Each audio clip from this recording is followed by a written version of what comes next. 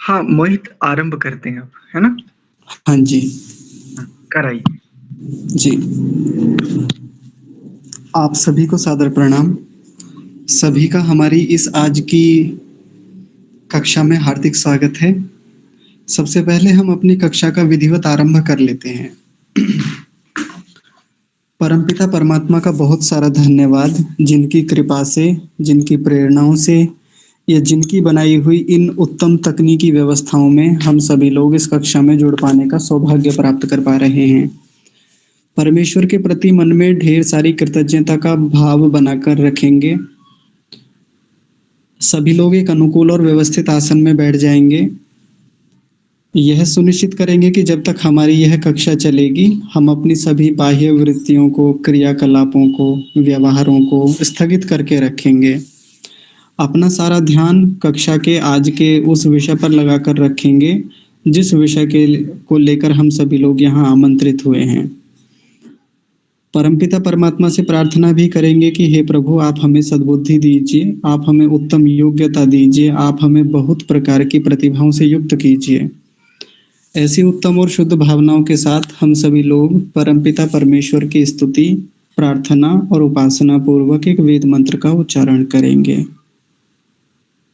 ओम विश्वानि देव सवितर्दुरितानि परासुव यद्भद्रन्तन्न आसुव।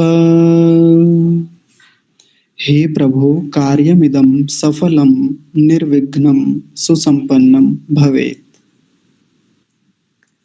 जी, आप सभी का इस कक्षा में एक बार पुनः हार्दिक स्वागत है।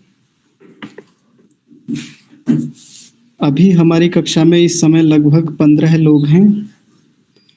धीरे धीरे और भी आ जाएंगे, नहीं भी आएंगे तो कोई बात नहीं। इतने लोगों से ही आज का हमारा ये काव्य पाठ का जो कार्यक्रम है वो चलेगा। आज के कार्यक्रम की रूपरेखा के विषय में आपको एक छोटी सी जानकारी दे दें। बात आज से लगभग 2 साल पुरानी है। यही दिन थे मैं आर्य राजन जी के पास था उस समय उनके गांव में, और हम लोग एक दिन खेत में बैठे हुए थे। खेत में काम कर रहे थे। अब ऐसे ही वहाँ कुछ काव्य पाठ आरंभ हो गया आपस में ही। तो ऐसे में कुछ योजना बनी हमारी कि क्यों ना एक ऐसा मंच बनाया जाए जिसमें हम सभी लोग, हमारे जो परिचित लोग हैं, हमारे अपने परिवार के लोग हैं, उन सबको एक मंच पर लाया जाए, और जिसके भीतर काव्य पाठ की कोई प्रतिभा है, जो कविता लेखन जानते हैं, समझते हैं, सुनते हैं, पसंद करते हैं, वो सब लोग अपनी अपनी प्रस्तुतियां रखें। और 2 साल पहले बनाई हुई योजना, जिसको हम कभी क्रियान्वित नहीं कर पाए, वो कार्यक्रम अब बना, अब जाके उसका क्रियान्वयन पूरा हो पा रहा है।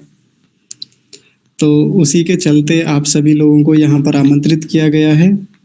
और इस समय हमारी कक्षा में जितने भी लोग हैं, जिनको मैं व्यक्तिगत रूप से जानता भी हूँ और अच्छे से परिचित भी हूँ, उनमें से अधिकांश लोगों की स्थिति साहित्य को लेकर, काव्य को लेकर, कविताओं को लेकर, या साहित्य की जो विभिन्न विधाएं हैं उनको लेकर बहुत अच्छी है, बहुत शानदार है, जिसमें मुख्य रूप से कविता को लेकर। और आज का जो कार्यक्रम रहेगा वो कविता परक ही रहेगा। बाकी तो साहित्य में ढेर सारी विधाएं होती हैं।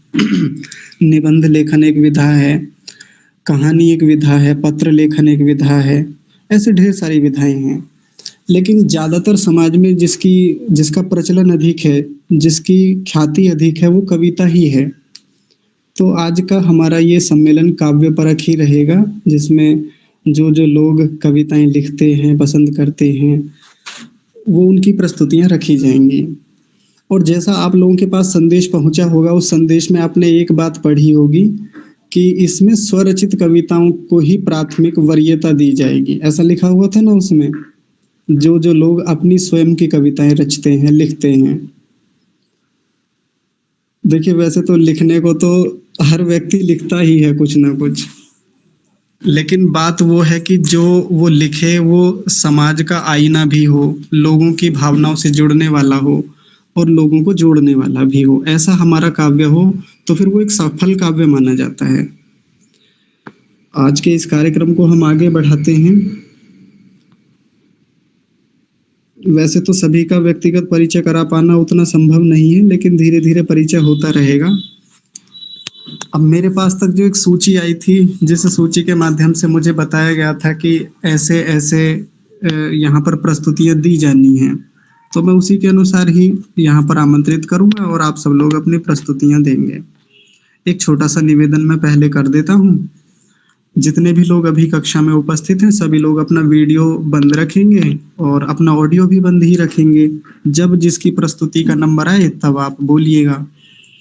और एक बात मैं और कहूँगा यहीं पर साथ में, जैसे हमारी कक्षा में कुछ बच्चे भी हो सकते हैं, कम आयु के लोग भी हो सकते हैं, जो हो सकता है पहली बार अपनी काव्य रचना इस मंच पर रख रहे हों। थोड़ा-सा डर तो होता ही है इतने सारे लोगों में, जैसे मेरे भीतर भी एक छोटा-सा डर था। जैसे आर्य जी ने मुझसे कहा कि आज का काव्य इसका संचालन आप ही को करना है, तो डर तो होता ही है जब कई सारे लोगों में जाते हैं। पहली बार कविता सुनाएँगे तो हो सकता है थोड़ा डर भी हो, तो बाकी लोग जो श्रोता हैं, जो सुन रहे हैं, वो उन काव्य पाठ करने वाले लोगों का उत्साह अवश्य बढ़ाएँगे। जैसे ही उनकी कविता पूरी होगी, आप उनकी स्तुति में, उनकी प्रशंसा में आप कुछ न कुछ अवश्य कहेंगे, जिससे कि उनको उत्साह बढ़े। और आज ये हमारा छोटा-सा मंच है जिस पर हम छोटा-सा प्रयास कर रहे हैं। हो सकता है यहाँ से निकल के किसी थोड़े और बड़े मंच पे हम जाएँ, वहाँ जाकर अपनी प्रस्तुति रखें। हो सकता है उससे बड़े पर जाएँ और बड़े पर जाएँ। ऐसे-ऐसे करके बड़े मंचों तक पहुँचने के लिए ये एक छोटा-सा कार्यक्रम आयोजित किया गया है। तो अभी तो जिसका नाम सबसे पहले हमारी सूची में है, वो अभी इस समय कक्षा में नहीं है, लेकिन दूसरे नंबर पर जो है उनका मैं नाम बोलता हूँ। सुधा माता जी अभी हैं हमारी कक्षा में। सुधा माता जी के बारे में एक छोटा-सा परिचय मैं दे देता हूँ आपको। सुधा माता जी मध्य प्रदेश एक हमारा प्रदेश है, उसके अंतर्गत एक जिला है मुरैना जिला, वहाँ पर रहती हैं और बहुत अच्छा काव्य लिखती हैं। बहुत अच्छा का मतलब ऐसे आप समझ सकते हैं कि उनका काव्य बहुत मार्मिक काव्य होता है।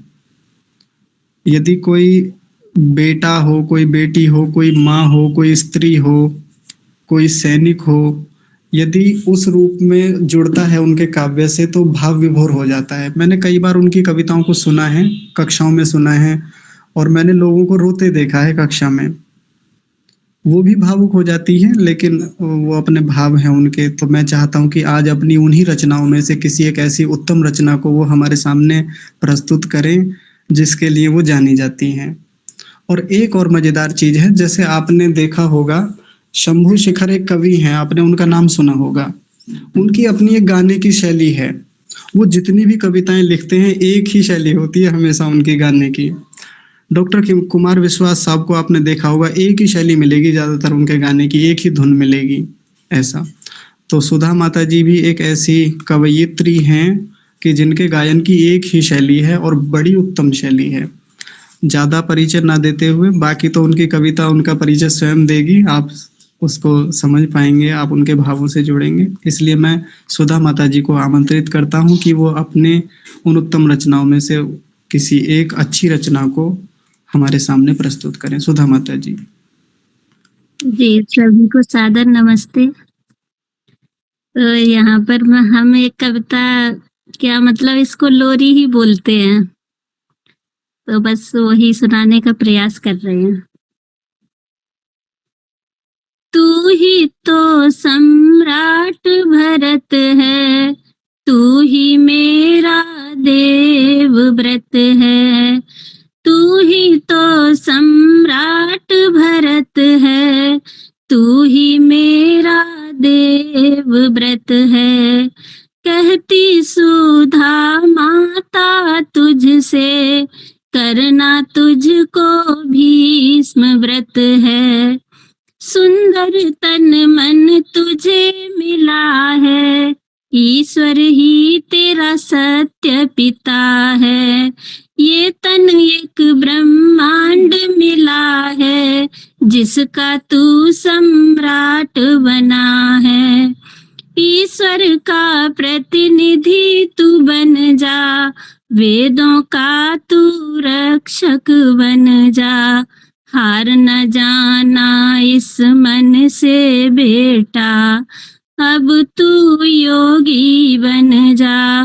भोग में तुझको नहीं पड़ना है, तू तो योग के लिए बना है।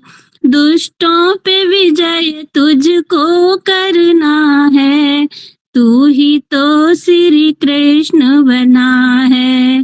तन मन में कोई रोग न रखना, मन में शिव संकल्प ही रखना। भारत माँ के यश के लिए बेटा तू सारे सुख तजना। भारत माँ के यश के लिए बेटा तू सारे सुख तजना। कभी माँ की ममता रुलाएगी, कमजोर तुझे कर जाएगी। कभी मोह जगत के बुलाएंगे, बातों में तुझे फंसाएंगे। रुक मत जाना बेटा तू, आगे ही आगे बढ़ना है। शिव संकल्पों से तुझे बेटा अपने मन को भरना है।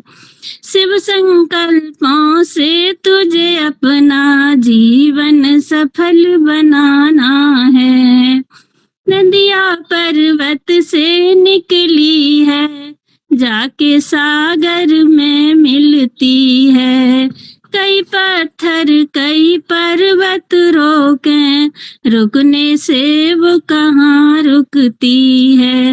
वैसे ही तुझको चलना है बेटा, ईश्वर में मिलना है।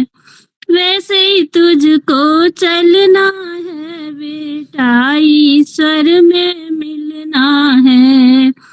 आगे आगे बढ़ना है तुझको, पीछे ना मुड़ना है। ब्रह्मचर्य तुझे करना है, फिर लक्ष्य साध कर चलना है। ब्रह्मचर्य तुझे करना है, फिर लक्ष्य साध कर चलना है। दृढ़ संकल्पों से तुझे बेटा अपने मन को भरना है। तू ही मेरा सर्व दमन है, तू ही मेरा देव व्रत है।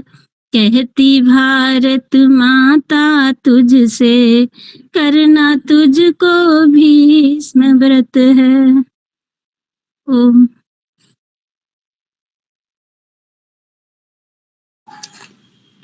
बहुत सुंदर जी, बहुत सुंदर, बहुत ही बढ़िया सुधा जी, बहुत बढ़िया, लाजवाब।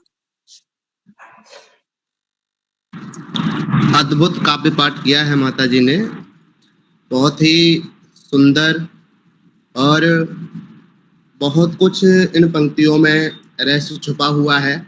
एक बार माता जी का पुनः बहुत बहुत धन्यवाद। माता जी आपकी कविता को सुनकर के बहुत आनंद आया, एक बार पुनः बहुत बहुत धन्यवाद।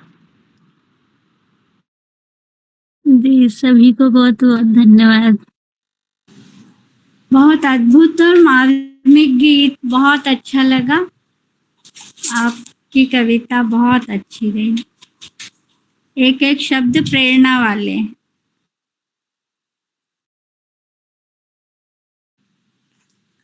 जी माता जी, आपने सच में बहुत अच्छा काव्य पाठ किया, जिसके लिए आप जानी जाती हैं हमारी दूसरी कक्षा में। तो कई सारे लोगों ने आपका उत्साहवर्धन किया है। देखिए, जब आप गा रहे थे तो तालियां बज रही थी ना, रिएक्शंस आ रहे थे, उसके माध्यम से भी आपका उत्साहवर्धन किया और कथित रूप में भी किया। जी आर्य जी, आपने हाथ खड़ा किया हुआ है, आप कुछ कह रहे हैं क्या? निश्चित रूप से ये वही सुधा माँ है जिनके विषय में प्रथम बार पता चला, और इनकी इस काव्य की प्रथम ही पंक्ति मुझे सुनने को मिली थी, तू ही तो सम्राट भरत है। और इस कविता को पाने के लिए मैंने फेसबुक पर ना जाने कितनी सुधाओं को ढूंढा होगा। ना जाने कितनी सुधाओं को फ्रेंड रिक्वेस्ट भेजी होगी, लेकिन ये कविता नहीं मिली थी सच में।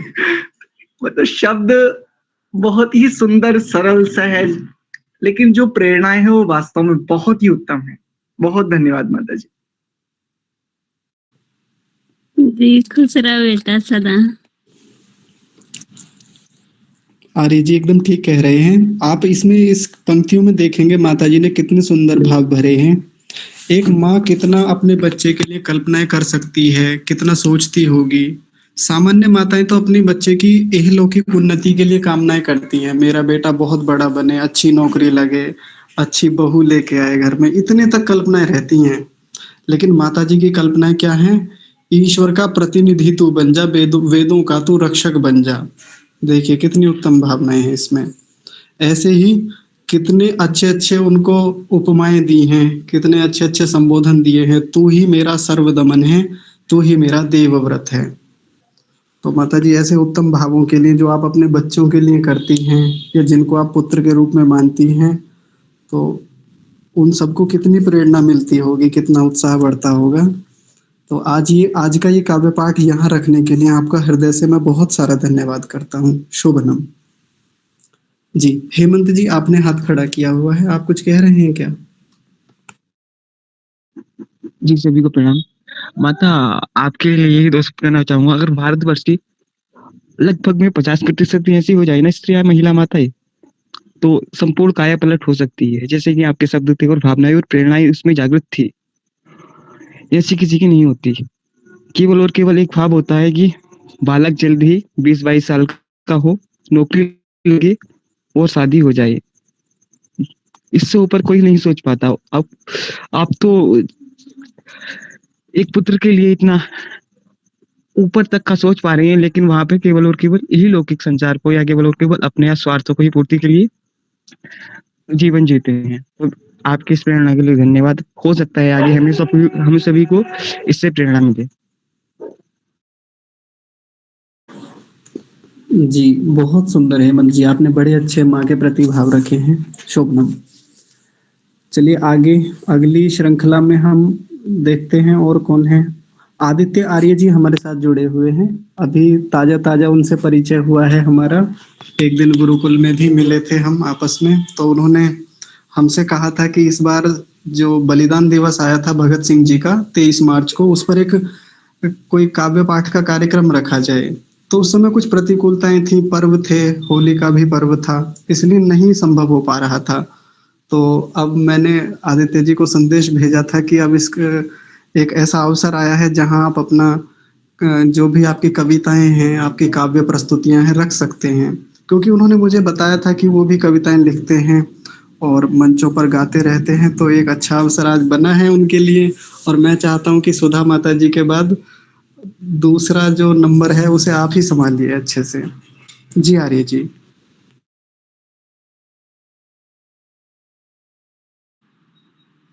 ओम सभी को मेरा नमस्ते।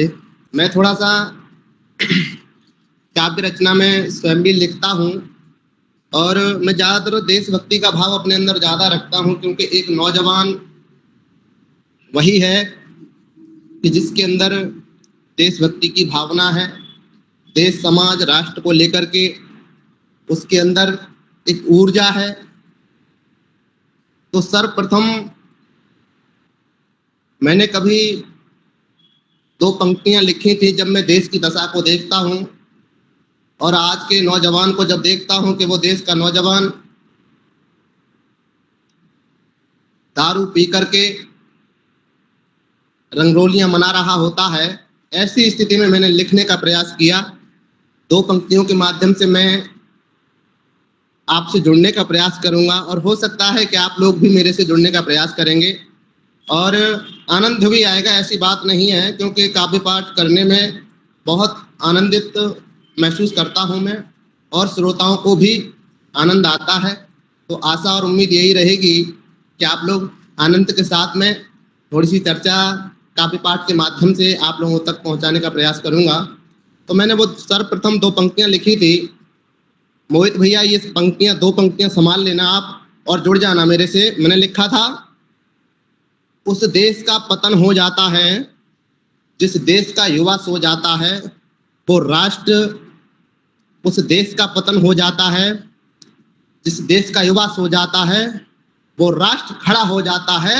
जिस देश का युवा जग जाता है वो राष्ट्र खड़ा हो जाता है। जिस देश का युवा जग जाता है वो राष्ट्र खड़ा हो जाता है। जिस देश का युवा जग जाता है। जब मैं थोड़ा सा बलिदान दिवस पर ही चर्चा करूंगा, बस आप लोग आनंद लेते रहिए। जब राजगुरु सुखदेव भगत सिंह को फांसी के फंदे पर ले जाया जा रहा था और उस समय जब राजगुरु सुखदेव भगत सिंह तीनों क्रांतिकारी फांसी की ओर जा रहे हैं और तीनों के चेहरे की मुस्कुराहट बड़ी प्यारी प्यारी मुस्कुराहट छोड़ रहे हैं तीनों। भारत माता के कोटि कोटि बेटे आबाद नहीं होते। भारत माता के कोटि कोटि बेटे आबाद नहीं होते, लेकिन इस अमर तिरंगे के तीनों रंग जिंदाबाद नहीं होते। आओ हम सारे फूल चढ़ा दे मिलकर उनके कदमों में। आओ हम सारे फूल चढ़ा दे मिलकर उनके कदमों में। गर वो आजाद नहीं होता तो हम आजाद नहीं होते। गर वो आजाद नहीं होता तो हम आजाद नहीं होते। गर वो आजाद नहीं होता तो हम आजाद नहीं होते।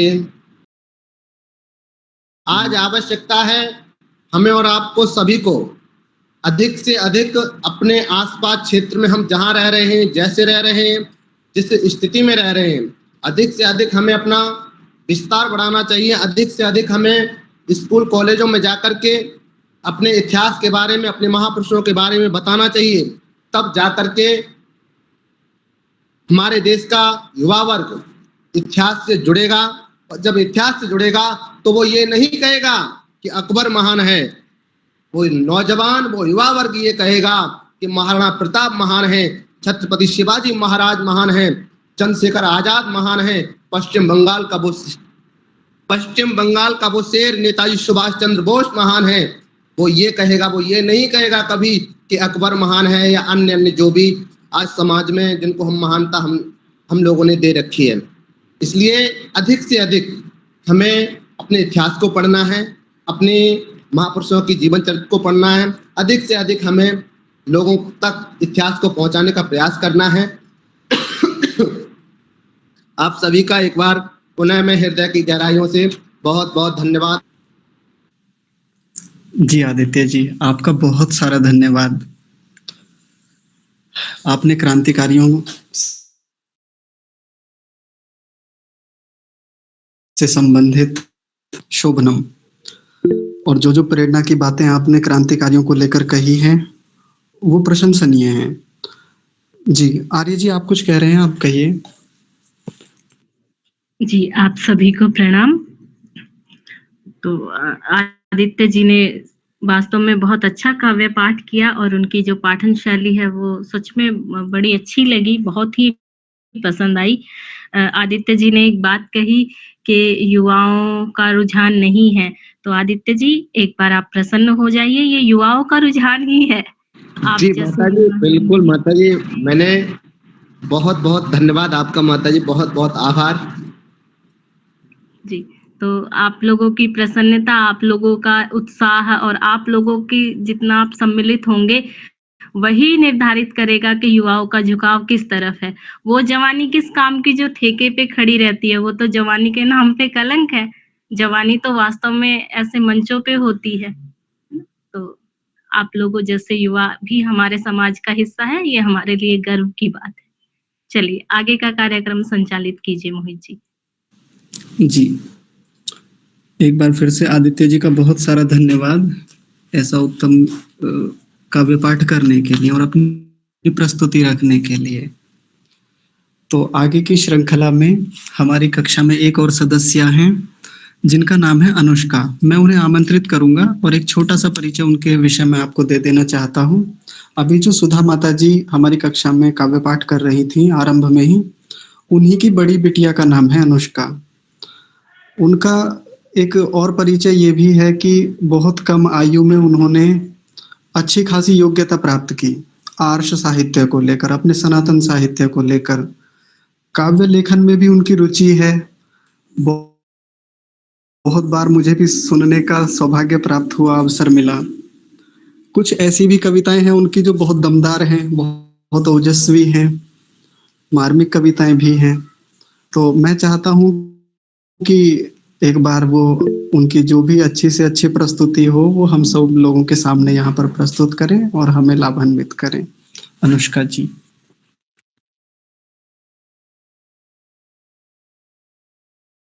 सभी को नमस्ते जी। तो एक गजलकार थे राहत इंदौरी, तो उनको उत्तर देते हुए लिखी थी। उनकी गजल का कोई शेर था कि यह भारत किसी के बाप का थोड़े ही है।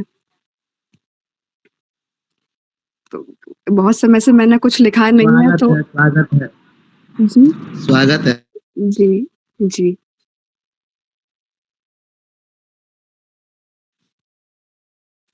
की खातिर राम ने दैत्यों को मार भगाया है, जहां पितराज्यमान राम ने चक्रवर्ती सिंहासन ठुकराया है। अपने तेज से जिस धरा को जगमग कर वो रघुकुल तिलक कहलाया है, वह भारत मेरे राम का है। जहां संदीपन गुरु ने कृष्ण को योगी राज बनाया है, जहां कृष्ण के सुदर्शन चक्र ने दुष्टों को दंड दिलाया है। गीता का ज्ञान देकर कृष्ण ने जहां धर्म का पाठ पढ़ाया है, वह भारत मेरे कृष्ण का है।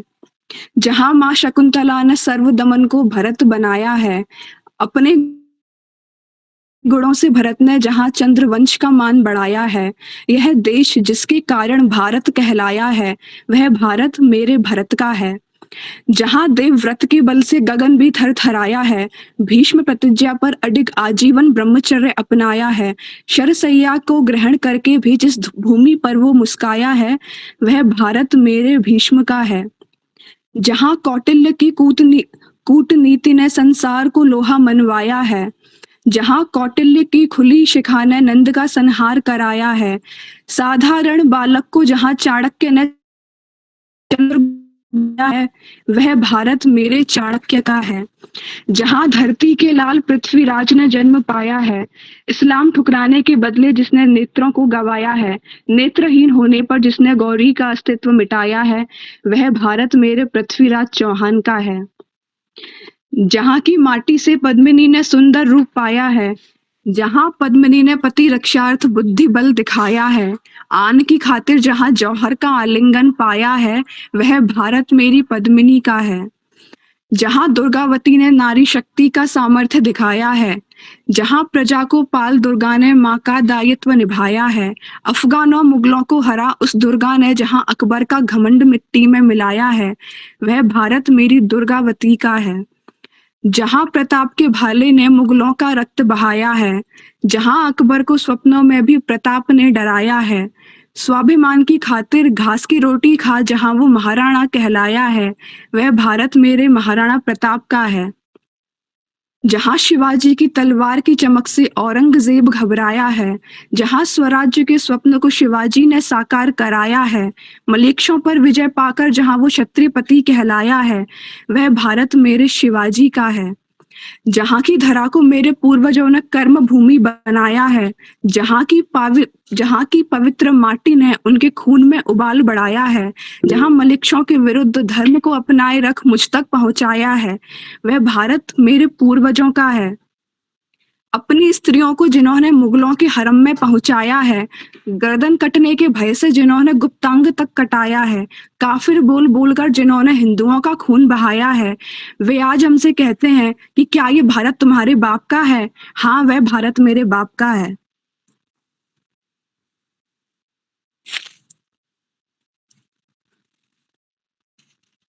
जी, इतनी ही प्रस्तुति थी। जी, बहुत सुंदर शोभनम, बहुत बहुत सुंदर। यह भारत किसके बाप का है, ऐसा था, ऐसा कविता बोली थी ना उस व्यक्ति ने। हाँ जी बोली थी। मैंने सुनी है उनकी कविता को, राहत इंदौरी साहब की जो कविता हाँ। थी वो मैंने सुनी है, बोला जी। था उन्होंने। हाँ जी। एक बार और ऐसे ही अवसर आया, एक आर्य समाज मंदिर में कार्यक्रम था, वहां पर सुधा माता जी और अनुष्का बिटिया गए हुए थे और पास में ही कोई मस्जिद भी थी, वहां पर काव्य पाठ का अवसर मिला और ऐसे में इन्होंने शायद यही कविता थी या इसके नहीं जैसी एक और भी भैया, ये कविता है, कविता वो नहीं थी, वो दूसरी थी। उसमें ज्यादा इस्लाम मुस्लिम विरोधी बातें हाँ हैं। जी, हाँ जी। आज और हम वो आपसे वो भी सुनेंगे। जी भाभी, आपकी इच्छा सर आंखों पर। तो वहां पर इन्होंने जब सुनाना शुरू किया तो वो परेशान हो गए आर्य समाज मंदिर के लोग, क्योंकि थोड़ी सी चिंता तो होती है ना, अब बाहर कुछ दंगा भड़क जाए, ऐसे में कुछ सांप्रदायिक स्थितियां बन जाएं तो फिर अब झेलना तो उन्हें ही है। अब ऐसे में फिर वो वॉल्यूम कम किया गया, फिर वो माइक हटाया गया जैसे तैसे इनके काव्य को रुकवाया गया, लेकिन वहां तो रोक दिया, कोई बात नहीं, अब उनकी अपनी मजबूरियां थी। लेकिन हम लोग चाहते हैं कि ये स्वर ऐसे दबना नहीं चाहिए। वो व्यक्ति बड़े मंचों से, खुले मंचों से खुलकर बातें कहते हैं, भड़काते हैं अपने लोगों को, देश विरोधी बातें करते हैं, और अपने लोग यदि बंद कमरों में भी कुछ बातें कहना चाहें तो उनको दबाया जाता है, देश विरोधी कहा जाता है। ऐसा कहा जाता है कि ये तो भड़काऊ भाषण दे रहे थे, ऐसा कहा जाता है ना, भड़काऊ भाषण दे रहे थे, और रोका जाता है। लेकिन हमें अवसर देना चाहिए ऐसे लोगों को जो कम से कम उनको उत्तर दे रहे हैं। तो बहुत सुंदर आपने काव्य पाठ किया, बहुत अच्छे से रखा आपने। दूसरी जो आपकी रचना है जिसके लिए माँ भी कह रही थी, वो भी हम रखेंगे, और वो भी मैं चाहता हूँ कि आप उस प्रस्तुति को भी रखें ताकि सब लोग जाने कि वो है क्या ऐसा उसमें। लेकिन पहले बाकी लोगों का और ले लेते हैं। मेरे पास और भी कई नाम हैं, लेकिन अब उसमें से पता नहीं है कि कक्षा में इस समय उपस्थित हैं या नहीं वो लोग। जैसे एक नाम है संध्या आर्या करके, संध्या जी हैं कक्षा में इस समय? जी नमस्ते। नमस्ते जी, आप बोलेंगे कविता? जी हाँ। हाँ जी, आपका स्वागत है, बोलिए। धन्यवाद। मेरा नाम संध्या आर्या, मैं मुंद्रा के एक छोटे से भुजपुर गांव में रहती हूँ। तो मैं अपना परिचय एक कविता के माध्यम से देती हूँ कि मातृभूमि पर मिटने वाले बलिदानों की पीर हूँ, और मेरा परिचय इतना है कि मैं भारत की तस्वीर हूँ। मैं उन वीरों की दुहिता हूँ जो हंस हंस झूला झूल गए, मैं उन शेरों की माता हूँ जो रण प्रांगण में जूझ गए, मैं जीजा की अमर सहेली पन्ना की प्रति छाया हूँ, मैं हाड़ी की अमर कहानी जसवंत की माया हूँ, और कृष्णा के कुल की मर्यादा लक्ष्मी का शमशेर हूँ। मेरा परिचय इतना है कि मैं भारत की तस्वीर हूँ। ये अद्भुत अद्भुत अद्भुत ये तो अद्भुत है। अभी जो अपने परिचय को भूल चुके हैं वो परिचय बताया मैंने, लेकिन आज जो आचार्य दीक्षा जी का जो कॉल आया था कि कविता बोलनी है, देखिए वैसे तो मेरा इतना अनुभव नहीं है कविताएं बनाना, पर मैंने आज ही लिखी है स्वरचित कविता श्री राम के जीवन चरित्र के ऊपर, खुद से लिखी है। इतना अनुभव नहीं है और मेरी आयु भी 14 वर्ष की है, और वैसे मेरा ज्यादा काम तो बोलना है, मंच पर उपदेश करती हूँ, कविताएं लिखना मेरा इतना नहीं है अनुभव, परंतु फिर भी मैंने खुद से लिखी है। तो सुनिए कि राम जब तक पाषाणों में होगा, राम जब तक पाषाणों में होगा, यह समाज बार बार पतित होगा। कल फिर बाबर हुमायूं अकबर का आगमन होगा, फिर किसी पिशाचों द्वारा संविधान का खंडन होगा। इसीलिए हे आर्य, राम घर तेरे चरित्र में होगा, राम घर तेरे चरित्र में होगा, राम संतान के संस्कार में होगा, राम सत्ता के संविधान में होगा, राम वैश्य के व्यापार में और क्षत्रिय के परिक्रम में होगा, राम ब्राह्मण के पाठ और शूद्र के परिश्रम में होगा, राम ब्राह्मण के पाठ और शूद्र के परिश्रम में होगा, तो ही राम का रामत्व इस राष्ट्र में स्थापित होगा, तो ही राम का रामत्व इस राष्ट्र के अंदर स्थापित होगा। घर राम तेरे चरित्र में होगा। जी धन्यवाद। जी बिटिया, बहुत सुंदर, शोभनम, ओजस्वी वाणी आपकी। मुझे आपका परिचय पता नहीं था, लेकिन आज पता चल गया। आप कह रहे थे ना कि मैं अपनी कविता से अपना परिचय देना चाहती हूँ, अब आपका परिचय हो गया, अब समझ गए हम अच्छे से। मैं चाहता हूँ कि सभी लोग बिटिया को व्यक्तिगत रूप से खूब सारी शुभकामनाएं दें, आशीर्वाद दें, उनका उत्साहवर्धन करें। बहुत बहुत शुभकामनाएं। अद्भुत, वाकई में इनका जो परिचय था वो अपने शब्दों के माध्यम से इन्होंने बड़ा ही अद्भुत परिचय दिया है। बहुत बहुत शुभकामनाएं, बहुत बहुत आशीर्वाद। आप इसी तरह से निरंतर आगे बढ़ें, ऊंचाइयों को हासिल करें, ऊंचाइयों को हासिल करते हुए अपने परिवार, समाज और राष्ट्र का नाम रोशन करें। यही ईश्वर से प्रार्थना है। एक बार पुनः बहुत बहुत शुभकामनाएं, बहुत बहुत आशीर्वाद बिटिया को। बहुत ही ओजस्वी और तेजस्वी जोशीली कविता। हार्दिक शुभकामनाएं बेटे।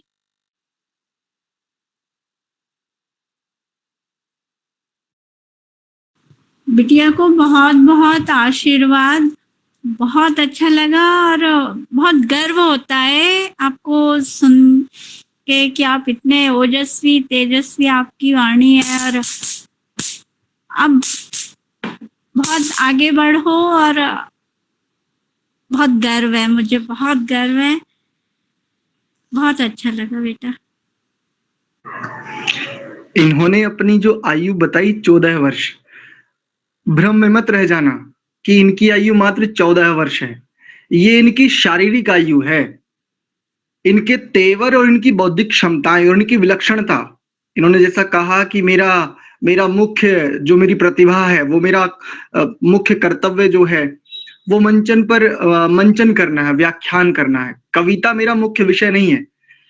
तो यहाँ से कोई इसमें ना रहे कि अच्छा 14 साल की बच्ची है, तो ये तो केवल इनके शरीर की आयु है 14 वर्ष। वस्तुतः है तो इस चेतना को देखें तो ये चेतना बड़ी ऊंची साधना करके यहाँ तक पहुंची है। क्योंकि कोई बिजली को छूने का प्रयास करे ना तो उसको पता चल जाता है कि अगली बार उसको छूना है, उसकी तरफ देखने से पहले भी 10 बार सोचना है। बहुत सुंदर बिटिया, बहुत ही उत्तम। जी धन्यवाद। उस परिचय में उन्होंने अपनी आपको भारत की तस्वीर कहा, लेकिन मुझे जो सुन रहा था और समझ आ रहा था, मुझे तो एक हमारी भाषा में कहते हैं निरी आग दिख रही थी। ये लड़की प्रचंड अग्नि का स्वरूप दिख रही थी। तो बहुत बहुत सुंदर काव्य पाठ आपका, बहुत सुंदर शैली और बहुत सारा आशीर्वाद आपके लिए। मैं क्या कहूँ, मेरे पास शब्द नहीं है। बहुत हृदय से आपको भर भर के ब्लेसिंग्स बेटा। ऐसे ही आगे बढ़ते रहो, ऐसे ही अपने तेवर को, अपनी क्षमताओं को और निखारो और उबारो। आपके लिए बहुत सारा स्नेह, बहुत सारा आशीर्वाद।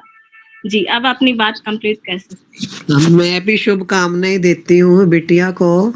तो ऐसे लग रहा था कि हम उनके सामने है तो बड़े, लेकिन बहुत छोटे हम अपने आप को पता चल रहा है कि जो ज्ञान से इतनी 14 साल की वर्ष की, जैसे इन्होंने कहा कि मैं व्याख्यान देती हूँ, तो ये छोटी बात नहीं है। मंच पर बैठना, व्याख्यान देना और उसके बाद फिर कविताएं भी रचना, फिर उसको जितनी जोशीली और ऐसे उसको वास्तविक हम कहें कि जो इनका स्वर था, कितना ओज, कितना जोश। तो बहुत बहुत आशीर्वाद। मुझे तो ऐसे लग रहा था कि दूसरे जैसे रामदेव जी इतने कड़क, श्रद्धानंद स्वामी जी देना समझे, मुझे उनके चेहरे आगे आ गए कि हमारी बिटिया अवश्य ही उसी तरह से बनेगी और है और आगे और निरंतर बढ़ती जाएगी हमारी बिटिया। बहुत बहुत आशीर्वाद और शुभकामनाएं, साधुवाद।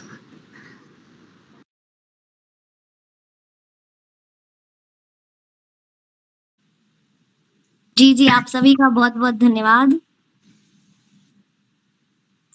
जी हेमंत जी, आप बोलिए, आप कुछ कह रहे थे। मैं ये कह रहा था, ये छोटी बहन की वाणी में जो ओजस्विता और तेजस्विता है ना, वो बिजली की वृष्टि से पड़ती हुई मालूम होती है, जो देखते हुए भी कोई व्यक्ति स्पर्श करने का हिम्मत नहीं कर सकता।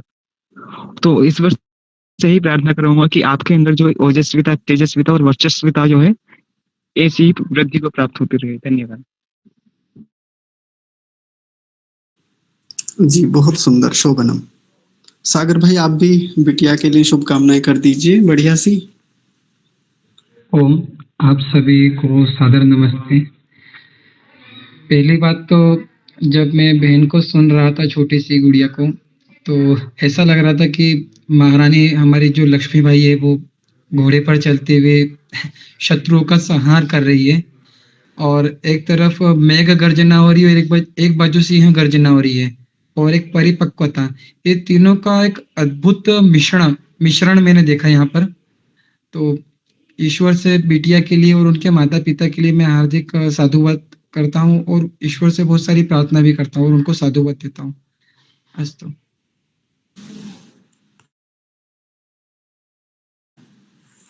जी सागर भाई, बहुत सुंदर भाव आपके बिटिया के प्रति। शोभनम। सुधा माता जी, आप भी बता दीजिए जल्दी से। हाँ, बिटिया को बहुत बहुत शुभकामनाएं और इनके नाम हमने सूर्या रख दिया है। और ऐसी बहुत सी बेटियां हैं जिनके अंदर क्रांति है, जिनके विचार ऐसे हैं, उनको एक मंच मिलना चाहिए और इन बिटिया को देख के बहुत खुशी हुई। धन्यवाद बिटिया, इतना अच्छा काव्य सुनाने के लिए। मैं पूछना चाहूंगी, ये बिटिया हमारी कहाँ रहती है? संध्या कहाँ रहते हो बेटा? कच्छ गुजरात में मुंद्रा के एक छोटे से गांव भुजपुर में। ठीक है। मैं बल्कि ये कह रही थी, हम पार्क में हर मासिक बहुत बड़े लार्ज स्केल पे रखते हैं कार्यक्रम या भजन प्रवचन का। मुझे था कि मैं उसमें आपको बुलाऊं, अगर आप दिल्ली में रहते हो तो। चलो ठीक है मेरा बेटा, फिर है ठीक है। मेरे वीडियो भी है यूट्यूब पे, चैनल है मेरा।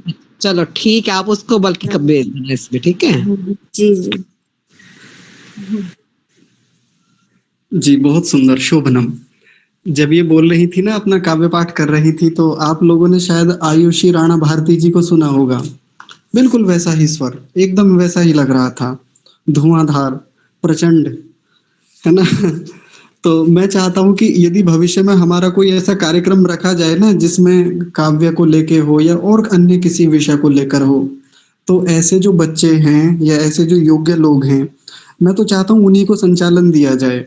कम से कम हमारे जैसे लोग उतना अच्छे से संभाल नहीं पाते, जितनी ओजस्विता उनके भीतर है, जितना अच्छे से वो संभाल सकती हैं मंचों को, अब उन्हीं के हवाले कर देना चाहिए ये मंच साथियों। तो आगे का ध्यान रखेंगे हम। मैं आर्य जी से भी निवेदन करूंगा कि जब भी ऐसा कार्यक्रम रखें तो कम से कम बहनों को, बेटियों को ये मंच संचालन की जिम्मेदारी दी जाए, वो भी संभालें, वो भी आगे लेके बढ़ें। तो बिटिया के लिए बार बार शुभकामनाएं। जी, इस श्रृंखला में आगे हेमंत जी हैं। हेमंत जी के लिए भी कहा गया था और उन्होंने मुझसे व्यक्तिगत भी कहा था कि मुझे ना बीच में नंबर दीजिएगा। तो अब ठीक ठाक स्थितियों में आप आ गए हैं, लगभग बीच ही है यहाँ कक्षा का। तो अभी हम आपका स्वागत करते हैं। आप भी अपनी उत्तम रचनाओं से हम सभी को कृतार्थ कीजिए। हेमंत जी। धन्यवाद आचार्य श्री। मैं खोल लेता हूँ इसे एक बार। जी, तो मेरी जो ये रचना है, मूलतः आपने रश्मि रेखी का तीसरा सर्ग सुना ही होगा, जो कि दिनकर जी के द्वारा रचित है। क्योंकि मूलतः मेरा अधिकांश जीवन भाग वाराणसी में बीता है, तो उसी को ज्ञानवापी मस्जिद और विश्वनाथ मंदिर को लेकर जो संघर्ष चलता है ना, उसी को देख करके मैंने उसमें थोड़ा संशोधन करके बनाया था। स्टार्ट करता हूँ कि वर्षों तक अत्याचारों में घूम घूम, व्यभिचार अनाचारों को चूम चूम, सह अत्याचार खूनी मंजर, सनातनी आई कुछ और निकल, कि संघर्ष न सब सोता है, देखिए आगे क्या होता है। कि भाईचारे की लाज रखाने को, सबको शांति मार्ग पर लाने को, मुगलों को समझाने को, भीषण दंगा बचाने को, सनातनी अब सामने आए शांति का संदेशा लाए। कि दो न्याय अगर तो सारा दो, पर इसमें भी यदि वादा हो तो दे दो केवल 3 स्थान, रखो अपनी मस्जिद तमाम, पर मुगल वह भी दे न सके। नहीं, हम मंदिर वही बनाएंगे, खुशी से जयकारा लगाएंगे, पर मुगल वह भी दे न सके। आशीष समाज का ले न सके, उल्टे असत्य मनवाने चले, दरवाजा कोर्ट का खटखटाने चले। जब नास मलेच्छों पर छाता है, वो पहले सत्य ठुकराता है। कि हिंदुओं ने भीषण हुंकार किया, अपना पक्ष विस्तार किया, फिर के डोले, कोर्ट भी कुपित होकर बोले कि इतिहास दिखाकर साथ मुझे, हाँ वक्फ बांध मुझे, हाँ वक्फ बांध मुझे। यह देख अयोध्या अब्राम में है, यह देख ज्ञानवापी भी ज्ञान में है। कि देवालों पर बनी थी मुसल्ले सकल, खुदाई में मिलते हैं प्रमाण सकल, प्रमाणिकता गूंजती है इनमें, पत्थर भी बोलती अब मस्जिद में। कि प्रतीक्षा का समाप्त हुआ अब काल, मक्केश्वर पूजा स्थल विशाल, कुछ मलेच्छे उनको गिरे हैं, अदीना झोपड़ा सब मेरे हैं। कि दिखते जो ये मसल्ले कब्र, सभी मंदिर की नींव के ऊपर। कि 28 में जैन सरस्वती देवी नस्वर कब्र, गोल गुंबद जो मंदिरों के आधार पर, सतकोट मस्जिद, सतकोटि मजार, सतकोटि मुसल्ले, कब्र हजार, सतकोटि ईदगाह इबादत खाने, सतकोटि जामा कब्र दरगाहे, सतकोट मस्जिद, सतकोटि प्रमाण, सतकोटि वसीम इमाम महिपाल, प्रमाण दिखाकर साथी ने हाँ वक्फ बांधने, हाँ वक्फ बांधेंगे कि आलमगिरी दत्तगिरी दरगाह देख, बहरुद्दीन और शाही ईदगाह देख, यह देख अयोध्या का मंदिर सृजन, यह देख मथुरा जन्म स्थल का भी अवरण, कि मंदिर अवशेषों से पटी हुई भू है, पहचान इसमें कहाँ मस्जिद है। कि ददहो में बिंदु माधव देख और ताज में तेजो महल देख, मुट्ठी में कैद सत्य देख, चहु और मंदिर भव्य देख, कि सब ध्यान यहीं पर लगाते हैं फिर अर्थव्यवस्था चलाते हैं। कि छल से करता अधिकार वक्फ, प्रमाणिक मार से घबराता वक्फ, कि बन जाता एक मंदिर जिधर, फिर रोजगार मिलते हजारों उधर, कि विद्यालय और अन्नशाला से उनके पुष्ट होते सबके मस्तिष्क और उधर, कि लेने मस्जिद तो आया है पर प्रमाणिक क्या लाया है। यदि मस्जिद लेना चाहे मन तो पहले प्रमाणिकता दे निर्मल, कि प्रमाण सत्य न दे सकता है वह इन्हें ले कब सकता।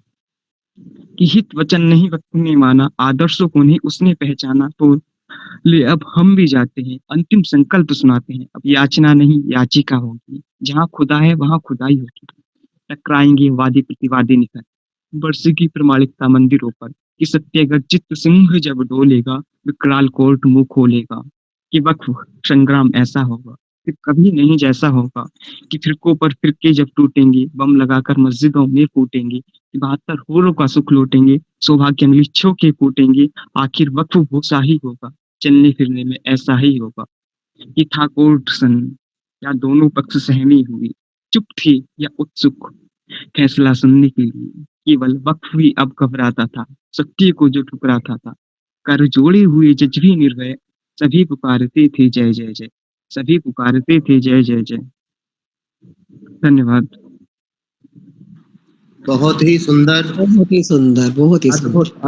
अद्भुत काव्य पाठ है और सच्चाई को आपने रखा है इन पंक्तियों में। एक बार पुनः आपको बहुत बहुत साधुवाद, बहुत बहुत शुभकामनाएं। बहुत ही अद्भुत काव्य पाठ आपने किया।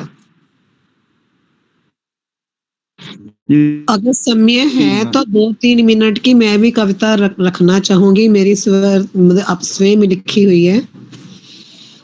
जी माता जी अभी रखवाएंगे, रुक जाइए बस थोड़े से। ठीक है जी। हाँ जी आर्य जी आप बोलिए। हाँ मोहित, एक सूचना ये है कि जो हमारी 2 बिटियाएं हैं अनुष्का और संध्या, ये अंतिम तक बने रहे। हम एक बार इनसे काव्य पाठ और सुनना चाहेंगे। जी तो ये 2 बिटियाएं और जो बालक हैं हमारे विशेष रूप से, वो कक्षा को अंत तक ना छोड़े, और जो बड़े सदस्य हैं आप पहले उनको काव्य पाठ के लिए आमंत्रित कर सकते हैं। हाँ जी ठीक है जी। तो हेमंत जी ने अभी जो काव्य पाठ किया ना बहुत सुंदर है, बहुत सुंदर, समसामयिक विषयों पर आधारित। थोड़ा सा यदि गति को कम कर लेते ना तो और भी आनंद आ जाता है इसमें। और यदि बड़े मंचों पर ऐसी कविताएं रखी जाए ना तो आग लगा देंगी, सागर भाई की भाषा में कहें तो धुआं उठा देंगी। तो हेमंत जी आपका बहुत सारा धन्यवाद, बहुत सुंदर। और उसमें जो तुकांत आप लगाते हैं ना बहुत सुंदर हैं।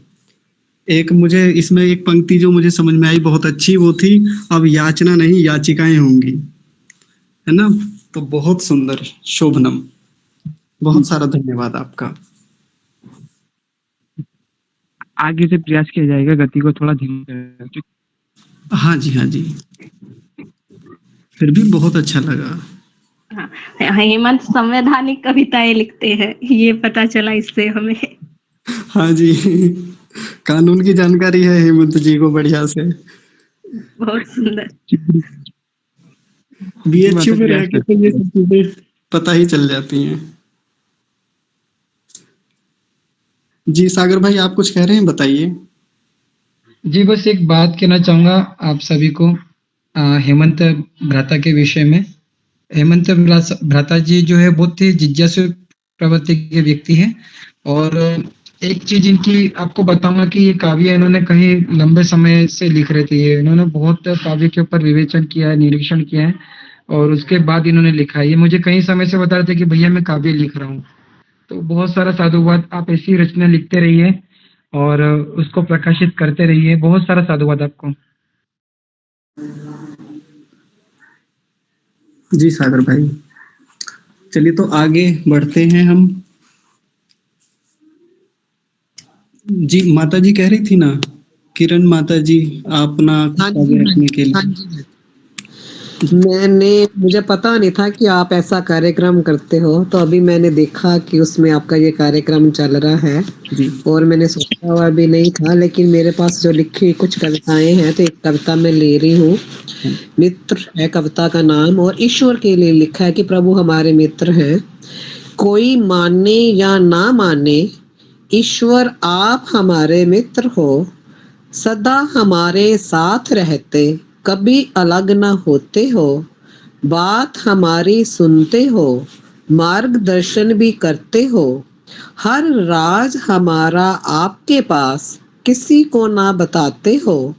जो जो हम इच्छा करते, उसको पूरा आप करते हो।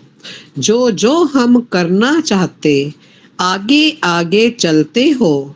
कितनी निर्भयता आप में, डरने ना आप हमें देते हो। कितनी गलतियां हम करते, सीने में लेकर बैठे हो। कभी कोई शिकायत ना करते, दोस्ती ना हमसे तोड़ते हो। आराम से आप समझाते, दिशा निर्देश देते हो।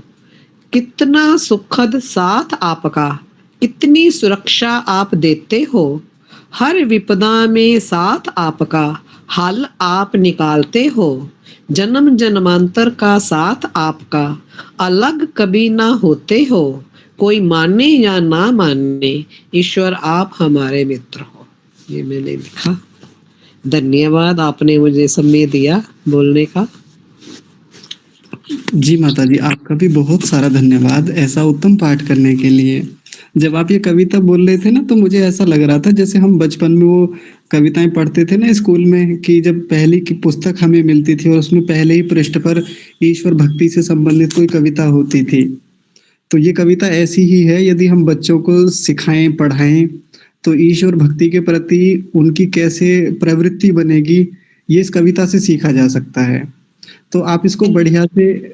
हाँ, जी जी ये कहिए। मैंने बस ऐसे ही एकदम से की। मेरी तबीयत भी ठीक नहीं है, गला मेरा बिल्कुल रुका हुआ है, और बस वो साधना में जैसे बैठते हैं, ईश्वर का ध्यान करते हैं, उसी के ही अंदर मेरा चिंतन था। फिर मैंने उसमें ही लिखी मन में सोचकर।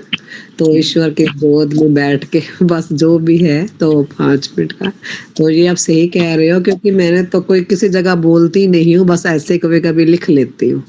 तो ऐसे बस, चलो ठीक है जी, धन्यवाद बहुत बहुत। माता जी, आपका बहुत सारा धन्यवाद। आप इसे संकलित कीजिए, बच्चों को सिखाइए।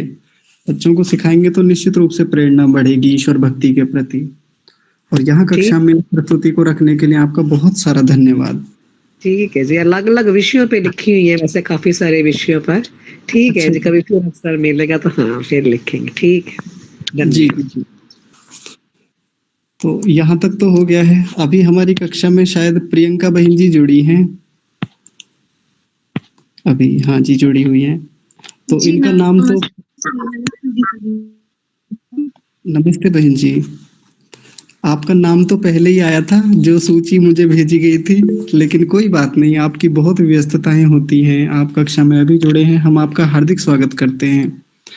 मैं सभी लोगों को बहन जी का एक परिचय दे देता हूँ छोटा सा। बहन जी का दूसरा नाम अग्निप्रिया भी है और प्रियंका पाराशर भी इनका नाम है। इस समय वर्तमान में नागपुर में जीएसटी इंस्पेक्टर के पद पर ये कार्यरत हैं। आर्य समाज की विचारधारा से प्रेरित हैं और ऐसे मंचों पर जब भी कभी हम आमंत्रित करते हैं तो हमारे एक ही निवेदन पर आ जाती हैं। इसके लिए बहुत सारा धन्यवाद बहन जी का, और आज की इस कक्षा में भी उनका हार्दिक स्वागत है। तो मैं चाहता हूं कि आपकी भी जो रचनाएं हैं, जो बहुत विख्यात रही हैं पिछले दिनों में सोशल मीडिया पर, उन्हीं में से कोई उत्तम सी रचना आप हम सबको सुनाएं और प्रस्तुत करें। आपका हार्दिक स्वागत है प्रियंका बहन जी। जी भ्राता जी, वैसे तो मैं श्रवण करने के उद्देश्य से आई थी, पर आपने अब निवेदन किया है, तो अभी एक नवीन रचना मैंने की है। देखिए, हम देखेंगे तो बहुत बार सुन लिया है ना, अब मैं स्वयं उसको सुना सुना के बोर हो चुकी हूँ। तो एक रचना मैंने लिखी थी श्रृंगार के ऊपर, कि मैं किस प्रकार का श्रृंगार करना चाहती हूँ। देखिए, श्रृंगार जो है वो एक स्त्री, हर एक स्त्री को जो है शोभित करता है। जो भौतिक श्रृंगार है वो तो करता ही है, लेकिन एक अलग प्रकार का श्रृंगार है जिसकी परिकल्पना मैं कर रही हूँ। तो उसको कविता के माध्यम से मैं, और ये जो कविता है ये मैंने तब लिखी थी जब हम लोग जनेऊ संस्कार के लिए वहां पर एकत्र हुए थे कासगंज में। तो मैं चाह रही थी कि मैं मंच पर ये कहूँ, लेकिन अवसर नहीं मिला, तो आज मैं प्रस्तुत करती हूँ। तो केशों में काल की कालिमा, नेत्रों में रक्त की लालिमा, और मांग में अपने मुझे अंगार भरना है, मुझे श्रृंगार करना है। धरकर जनेऊ स्कंध पर, धरकर जनेऊ स्कंध पर श्रद्धा से अग्निहोत्र कर, वेदों का अपने कंठ से उच्चार करना है, मुझे श्रृंगार करना है। और अवधीर्यतम ज्ञान का, अवधीर्य अर्थात चीर कर, अवधीर्यतम ज्ञान का उत्सर्ग हो विज्ञान का, कुल दीप्तिका बन कुल का निज उद्धार करना है, मुझे श्रृंगार करना है। और ब्रह्मचारिणी व्रत लिए, ब्रह्मचर्य जो है केवल पुरुषों का ही कर्तव्य नहीं है, ब्रह्मचर्य जो है आश्रम में जाना। तो कहा कि ब्रह्मचारिणी व्रत लिए, यम नियम जप और तप किए, ब्रह्मचारिणी व्रत लिए, यम नियम और जप तप किए, कांति युक्त मन बुद्धि तन व विचार करना है, मुझे श्रृंगार करना है, मुझे श्रृंगार करना है। तो ये एक प्रयास था, छोटा सा और छोटी सी रचना थी। बहुत बहुत धन्यवाद आप सभी का। जी, आपका बहुत सारा धन्यवाद इस उत्तम काव्य पाठ को करने के लिए। तो यदि अवसर मिलता वहां पे तो फिर आनंद आ जाता, जिस उद्देश्य से हम लोग कासगंज के कार्यक्रम में गए थे। लेकिन कोई बात नहीं, व्यस्तताएं बहुत अधिक थी, वैसा बन नहीं पाया वहां पर। तो जी भ्राता जी, एक चीज और बोलना थी मुझे। हाँ जी, हाँ जी। कि आपने ये जब भी कोई कक्षाएं होती हैं, देखिए हम सब आपस में बंधु हैं, और आप जो परिचय देने की औपचारिकता ना किया करें बार बार, कोई दिक्कत नहीं है, कोई समस्या नहीं है। आप जब बुलाएंगे हम सदैव उपस्थित हैं। आज एक अन्य जो है महोदय हैं, उन्होंने आमंत्रित किया हुआ था एक अन्य कक्षा में, इस वजह से नहीं आई, अन्यथा मैं शुरू से कक्षा में उपस्थित होती आपके। जी जी जी, बिल्कुल। परिचय देना तो देखिए मेरा कर्तव्य है। अब जिम्मेदारी दी गई है तो परिचय ना कराएं तो फिर लाभ क्या है। लेकिन आप कक्षा में आए और ऐसा उत्तम काव्य पाठ आपने किया, बहुत सारी शुभकामनाएं आपके लिए और बहुत सारा धन्यवाद भी। अभी हमारी कक्षा में आचार्य प्रशांत शर्मा जी जुड़े हुए हैं, अभी जुड़े हैं। बिल्कुल, आचार्य जी का मैं हार्दिक स्वागत करता हूँ। आचार्य जी को आप में से अधिकांश लोग जानते ही होंगे।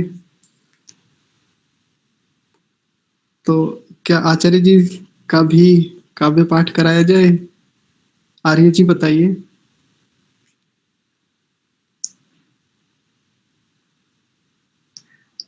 आचार्य जी स्वयं ही बताएंगे। देखो, ये तो अब उनकी, अब शिव के मन में क्या चल रहा है अब हम क्या जाने, शिव ही जाने। जी, आचार्य जी को हम आमंत्रित करते हैं मंच पर कि आचार्य जी अपनी कोई रचित उनकी कविता हो, कोई काव्य हो, वो हम सब लोगों के सामने प्रस्तुत करें। आदरणीय आचार्य जी।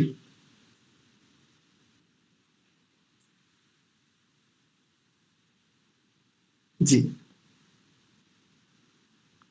ओम, आवाज आ रही है मेरी? हाँ जी, आ रही है, बोलिए। अच्छा अच्छा। तो मैंने तो एक ही कविता सुनी है बचपन से, मछली जल की रानी है, जीवन उसका पानी है, हाथ लगाओ डर जाएगी, बाहर निकालो मर जाएगी, इतना सा आता है। बाकी तो मैंने जी तो कभी ना लिखी है न कभी। सही सुन रहा था, मुझे सूचना दी गई कि आती कविताएं। प्रियंका जी ने बहुत सुंदर कविता सुनाई, उसके लिए उनका बहुत बहुत धन्यवाद। धन्यवाद आचार्य जी, प्रणाम आपको। सुनाइए सुनाइए, अब पता नहीं कौन सुनाएंगे, मैं सुनने को उत्सुक हूँ। हम तो आप ही को सुनने के लिए उत्सुक हैं। आप ही सुनाइए, मैं भी मैं तो कभी कविताएं करता ही नहीं, आपने कभी भी कहीं सुना ही नहीं होगा मेरे को। गीत गाते हुए तो सुना है, अब उन्हीं को कविता के रूप में कह दीजिए। लेता हूँ मैं। गीत अलग होता है, कविताएं अलग हैं, वो तो कहाँ बनती है इसकी व्यवस्था। जी कोई नहीं, आप चलने दीजिए कार्यक्रम में, सुन रहा हूँ उसे। हाँ जी, ठीक है ठीक है, बहुत धन्यवाद आपका। अब मेरे पास तक जो सूची आई थी उसमें तो वो सूची पूरी हो गई है, उसमें से तो कोई बचे नहीं है, लेकिन अभी जो लोग स्वेच्छा से कुछ बोलना चाहते हैं, जिनका अपना कुछ हो, सुनाने का मन हो, आप रख सकते हैं। जी शोभा माता जी, आपने हाथ खड़ा किया हुआ है, आप बोलेंगे? हाँ जी जी, मैं ऋषि कुछ सुनाना चाहता हूँ जी। कविता का बोल है, आर्यो ध्यान करो तुम। आर्यो ध्यान करो तुम, संकट में अब फंसा हुआ है भारत देश महान। आर्यो ध्यान करो तुम, ऊंची कर दो दुनिया भर में भारत की तुम शान। आर्यो ध्यान करो तुम। इसी समय था इस भारत का चक्रवर्ती राज सुनो। यज्ञ हवन घर घर होते थे, तब सुखी समाज सुनो। योगी ज्ञानी घूम घूम कर देते थे व्याख्यान। आर्यो ध्यान करो तुम, ऊंची कर दो दुनिया भर में भारत की तुम शान। आर्यो ध्यान करो तुम। अश्वपति हरिश्चंद्र शिवी से राजा थे गुणवान यहाँ। राम भरत लक्ष्मण जैसे योद्धा वीर महान यहाँ। हनुमत जैसे ब्रह्मचारी थे, विद्या बल की खान। आर्यो ध्यान करो तुम, ऊंची कर दो दुनिया भर में भारत की तुम शान। आर्यो ध्यान करो तुम। श्री कृष्ण जैसे योगी थे, अर्जुन थे वीर सुनो। चंद्रगुप्त विक्रम जैसे थे, देशभक्त रणधीर सुनो। सारी दुनिया थर्राती थी, भारत भारी थी बलवान। आर्यों ध्यान करो तुम, ऊंची कर दो दुनिया भर में भारत की तुम शान। आर्यो ध्यान करो तुम। 5000 वर्ष पहले अज्ञान बढ़ा था भारत में, उच्च शिखर पर कुकर्मियों का टोल चढ़ा था भारत में। आपस में लड़ कर लाखों वीर मरे नादान। आर्यों ध्यान करो तुम, ऊंची कर दो दुनिया भर में भारत की तुम शान। आर्यों ध्यान करो तुम। फूट अविद्या के कारण था भारत देश गुलाम हुआ। यवन और ईसाई आए, भारी कत्लेआम हुआ। जुल्म किए दुष्टों ने भारी, कैसे करूं बखान। आर्यों ध्यान करो तुम, ऊंची कर दो दुनिया भर में भारत की तुम शान। आर्यों ध्यान करो तुम। ईश्वर कृपा से स्वामी दयानंद जी आए भारत में। योगी ने कृपा कर नर नारी समझाए भारत में। मरी हुई जनता में ऋषिवर ने डाली थी जान। आर्यों ध्यान करो तुम, ऊंची कर दो दुनिया भर में भारत की तुम शान। आर्यों ध्यान करो तुम। आर्य वीरों के बलिदानों से आई थी आजादी। नेता मतलब खोर देश की करते थे अब बर्बादी।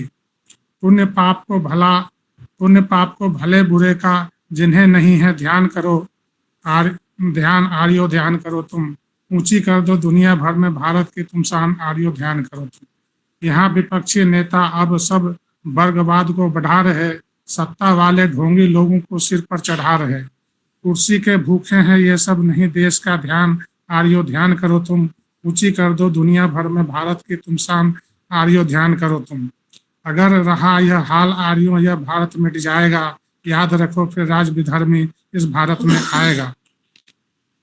कर्म क्षेत्र में बढ़ो आर्यों, अपना सीना तान। आर्यों ध्यान करो तुम, ऊंची कर दो दुनिया भर में भारत की तुम शान। आर्यों ध्यान करो तुम। लेख राम श्रद्धानंद बनकर जनता को समझाओ तुम। पुण्य पाप का धर्म कर्म का सारा ज्ञान कराओ तुम। ऋषि राज भारत पर हो जाओ बलिदान। आर्यों ध्यान करो तुम, ऊंची कर दो दुनिया भर में भारत की तुम शान। आर्यों ध्यान करो तुम। इति ओम सम। जी बहुत सुंदर, बहुत बहुत सुंदर। ये कविता आपने स्वयं लिखी है? जी नहीं, मैंने लिखी नहीं है, लिखी तो किसी और ने है, लेकिन नई कविता है और प्रेरणादायक इसलिए मैंने पढ़ा। हाँ जी, आपने बहुत अच्छे से कविता को यहाँ पाठ किया है, उसको सुनाया है, प्रस्तुत किया है, इसके लिए आपका बहुत सारा धन्यवाद। आर्यों की स्तुति के लिए, आर्य समाज की स्तुति के लिए बहुत उत्तम पाठ और प्रेरणादायक है। आपके लिए बहुत सारा धन्यवाद करते हैं हम हृदय से। जी आर्य जी कुछ कह रहे हैं आप? हाँ मोहित जी, अब दोनों बिटियाओं से फिर से एक बार काव्य पाठ करवाए बारी बारी। अच्छा जी, ठीक है। अनुष्का है अभी कक्षा में? हाँ जी है। अनुष्का आप तैयार हैं दूसरी कविता के लिए? जी भैया, बिल्कुल तैयार हूँ। हाँ जी, सुनाइए, स्वागत है। जी, सभी को फिर से नमस्ते जी। तो ये जो कविता थी, ये भी मैंने किसी को उत्तर देते हुए ही लिखी थी। सीए एनआरसी के विरोध के समय जामिया मिलिया का कोई छात्र था। उसने कोई कविता लिखी थी, सब याद रखा जाएगा। आमिर अजीज नाम था। अगर किसी को सुननी हो तो आप जाके यूट्यूब पर सुन सकते हैं। तो मेरी कविता की जो भी पंक्ति है, हर पंक्ति उसकी कविता की हर पंक्ति का जवाब देते हुए है। जी, तुम गजवाए हिंद लिखो, हम धर्म युद्ध लिखेंगे। तुम दीवार फांदने की कोशिश तो करो, तुम्हारी टांगे तोड़कर रख देंगे। तुम काफिर लिखो, हम भी कटुआ लिखेंगे। तुम शहर जलाओगे, हम उसकी राख से भी लिखेंगे। तुम्हारे कटवाने के सारे सबूत लिखेंगे। तुम मस्जिदों में बैठकर हम पर फतवे लिखो, हम काबा पर रंगीला रसूल लिखेंगे। सोया हिंदू भी जाग जाए, इतना जोर से बोलेंगे। सेक्युलर भी कट्टर सनातनी बन जाए, इतना साफ लिखेंगे। तुम हरा परचम लिखो, हम भगवा ध्वज लिखेंगे। तुम चाहे जमीन पर जिहाद लिख दो, पर आसमां पर तो हिंदू राष्ट्र ही लिखा जाएगा। सब याद रखा जाएगा, जरूर सब याद रखा जाएगा। मस्जिदों से कश्मीरी पंडितों के कत्ल का हुक्म करके, तुम्हारी हैवानियत के चलते उनको पलायन करने पर मजबूर करके, मोहम्मद की राह पर चल के पंडितों की पत्नियों से बलात्कार करना, नारा ये तकबीर बोल के उनका कटासर उनके ही घर पर लटका देना, उनकी राज दुलारी को माले गनीमत के नाम पर उठाते ले जाकर यूं दरिंदगी के साथ जन्नत के ख्वाब सजाते हुए पूरी कौम का मुस्कुराना, सब याद रखा जाएगा, जरूर सब याद रखा जाएगा। दारुल अमन में अल तकैया दुरुस्त रख भाईचारे की बातें करना सामने से, सब पता है हमें। हर गैर इस्लामिक देश में तुम्हारे ये खूनी खेल आजमाना। दारुल हर्ब होते ही इस्लाम की खातिर कत्लेआम मचाना, शहर जलाना और फिदाइन बन सैनिकों की बसें उड़ाना, हिंदू को ही मारकर भगवा को आतंकवाद बताना, सब जरूर याद रखा जाएगा। हम तुम्हारी कब्र पर लिखेंगे अपने सताए हुए जज्बात। तुमने जो की मंदिर तोड़ मस्जिद बनाने की वारदात, अपने पराक्रम का शौर्य तुमको जरूर दिखाया जाएगा। ये धर्म युद्ध हर मोमिन को मिटाने तक लड़ा जाएगा, सब जरूर याद रखा जाएगा। तुम्हारे बम्ब और तलवारों से जो जिहाद का शिकार हुए हैं मेरे काफिर भाई सब, उनके बलिदान का बदला तो जरूर लिया जाएगा, सब याद रखा जाएगा, जरूर सब याद रखा जाएगा। किताब अल जिहाद कुरान की सच्चाई छिपाने तुमने गजलें और नज़में लिखी, पर इसके जवाब में तुम्हारे ही खून से मोपला से गोधरा तक का इतिहास लिखा जाएगा, सब जरूर याद रखा जाएगा। ये भी याद रखा जाएगा कि कैसे तुमने पाकिस्तान के लिए देश तोड़ने की हर आजमाइशें की। ये भी याद रखा जाएगा कैसे भारत में दोबारा खिलाफत लाने की तुमने कोशिशें की। और जब भी जिक्र आएगा जहां में दरिंदगी का, तुम्हारा अल्लाहू अकबर बोलकर गला उतारना याद रखा जाएगा। और जब भी जिक्र आएगा जहां में अपने कातिल से भी मोहब्बत निभाने का, तो हिंदू ये नाम याद रखा जाएगा।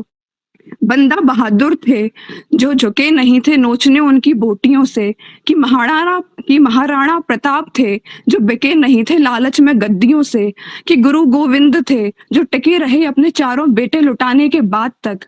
भले भूल जाए सूर्य धरती को रोशन करना, भले भूल जाए चांद चांदनी बिखेरना, जौहर में जलती शतरानियों और शाका में बलिदान हुए वीरों के उद्घोषों को याद रखा जाएगा, सब याद रखा जाएगा, सब जरूर याद रखा जाएगा।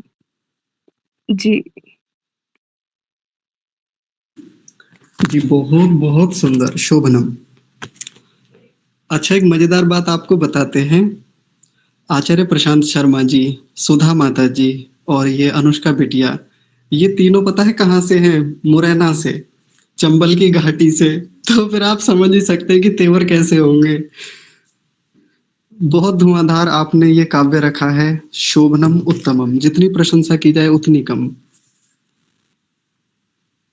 जी, बाकी सब लोग भी कुछ शुभकामनाएं करेंगे बिटिया के लिए?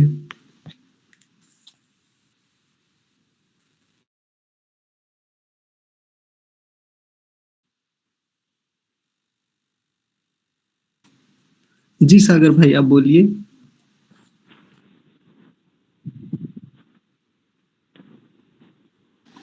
ओम।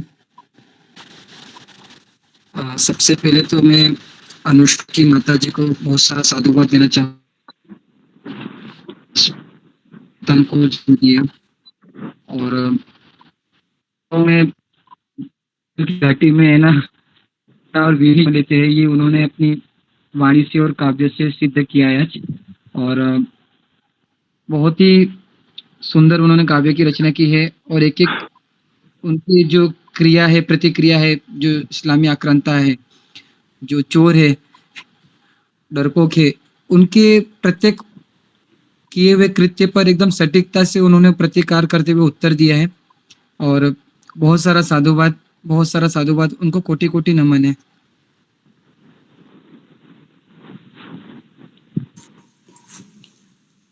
जी, आचार्य जी कुछ कह रहे हैं क्या? आपने माइक खोला हुआ है। हाँ जी, बस इतना ही कह रहा था कि मुझे बड़ा आनंद आ गया ये कविता सुन के। और आनंद क्या, ये तो रक्त में उबाल भर देने वाली कविता थी, बहुत ही शानदार लगी।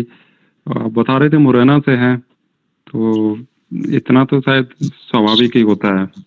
जी। है ना, इनके भाषा से थोड़ा लग तो रहा था ऐसे, पर पता नहीं था, आपने बताया तो। बहुत सुंदर पंक्तियां, बहुत सुंदर पंक्ति थी, एकदम आग थी आग कविता में। हाँ जी, बहुत धन्यवाद आपका शुभकामनाएं देने के लिए। भैया इसीलिए ये कविता मुझे वहां पूरी नहीं करने दी गई थी। अब आप समझ गए होंगे। अच्छा, कहीं पढ़ी थी ये? अनुष्का आप ही बताइए।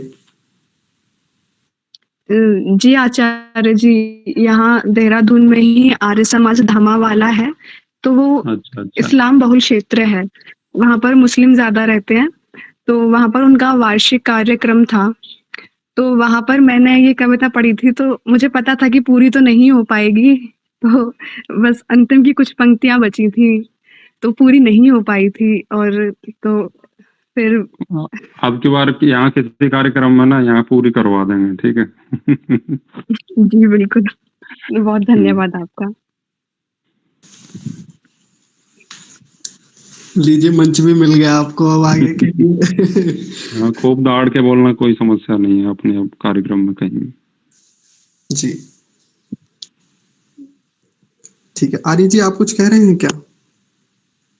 हाँ, जैसे मुझे अनुष्का, ये लगता है कि जो आर्य समाज देहरादून की बता रहे हैं धम्मा वहाँ की, तो उन्होंने वैसे गलत किया रोककर, बल्कि वो मुसलमान कभी नहीं डरते।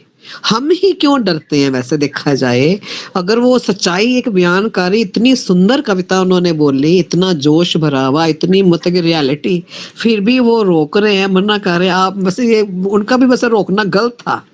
मुझे जहां तक लगता है कि नहीं, हमें रोकना चाहिए था। तो हमें वास्तविकता प्रकट करनी ही चाहिए। हम डरते ही रहेंगे क्या? ऐसा मेरा अपना विचार है। माता जी, उनका जो रोकना था वह इसलिए था कि वो मेरी सोचकर रोक रहे थे। उसमें बहुत गुस्सा आया था, मैंने वहां बहुत थोड़ा नौटंकी कर दी। अच्छा, रोकना भी मेरे लिए ही था। वो तो देख ली अभी, लेकिन कुछ गलत ना हो जाए, इसलिए। हाँ जी ठीक है, चलिए बहुत सारा धन्यवाद अनुष्का का एक बार फिर से। संध्या है अभी कक्षा में? हाँ जी हैं। संध्या आप और रखेंगे कविता, जैसा कि पहले कह रहे थे?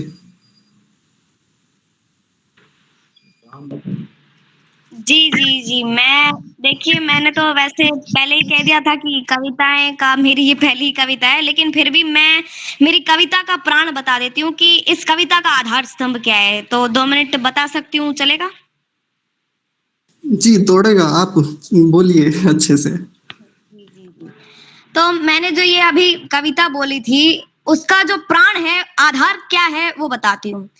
देखिए मैंने तब परिचय दिया नारी शक्ति का, कि नारी शक्ति का परिचय किया है। मैं एक बार फिर से परिचय देती हूँ इस पूरी नारी जगत का, कि मुझे गर्व होता है कि हमने ऐसे देश के अंदर जन्म लिया जिस देश के अंदर शास्त्रार्थ में जगत गुरु शंकराचार्य को पराजित करने वाली भारती देवी, जनक की सभा में याज्ञवल्क्य को चुनौती देने वाली गार्गी, युद्ध क्षेत्र में बड़े बड़े शूर वीरों के दांत खट्टे करने वाली झांसी की रानी, लक्ष्मी माँ, दुर्गावती जैसी कई देवियां हुई, और माता सीता जो स्वयं पिनाक जैसे धनुष्य को सहज ही भाव में उठा लिया करती थी, सावित्री जैसे कई उदाहरण आपके समक्ष है जिन्हें विचार करने मात्र से हमें गर्व होता है कि हम सब ने इस देश के अंदर जन्म लिया है।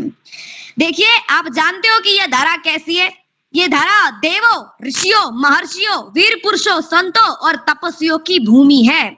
इस धरा ने वह मोती पैदा किए हैं जिसकी चमक, जिसकी दमक हजारों वर्षों से इस विश्व को जगमगा रही थी। इस धरा की आर्य नारियों की कोखों से श्री राम जैसे मर्यादा पुरुषोत्तम, श्री कृष्ण जैसे योगीराज, अर्जुन व कर्ण जैसे रणस्थलियों को शोभा देने वाले वीर, अभिमन्यु जैसे अरिदल योद्धा जो सारी सेना को अकेले में नष्ट कर देने वाले थे, ऐसे तो भीषण योद्धाओं को जना है हमारी आर्य नारियों ने।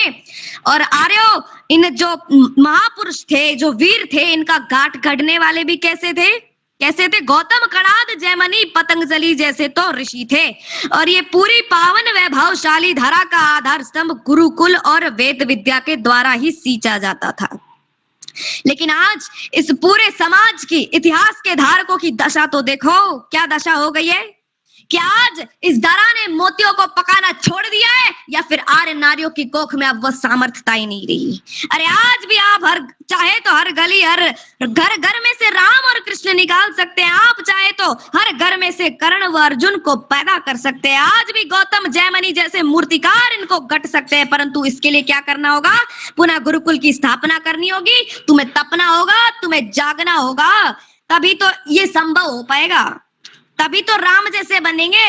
अच्छा बताइए, राम राज्य कैसा था राम राज्य, जानते भी हो? अरे आपने मंदिर तो बनवा लिया, पर सिर्फ मंदिर बनाने से बात नहीं बनने वाली, पहले घर घर में से राम तो पैदा करके दिखा दो।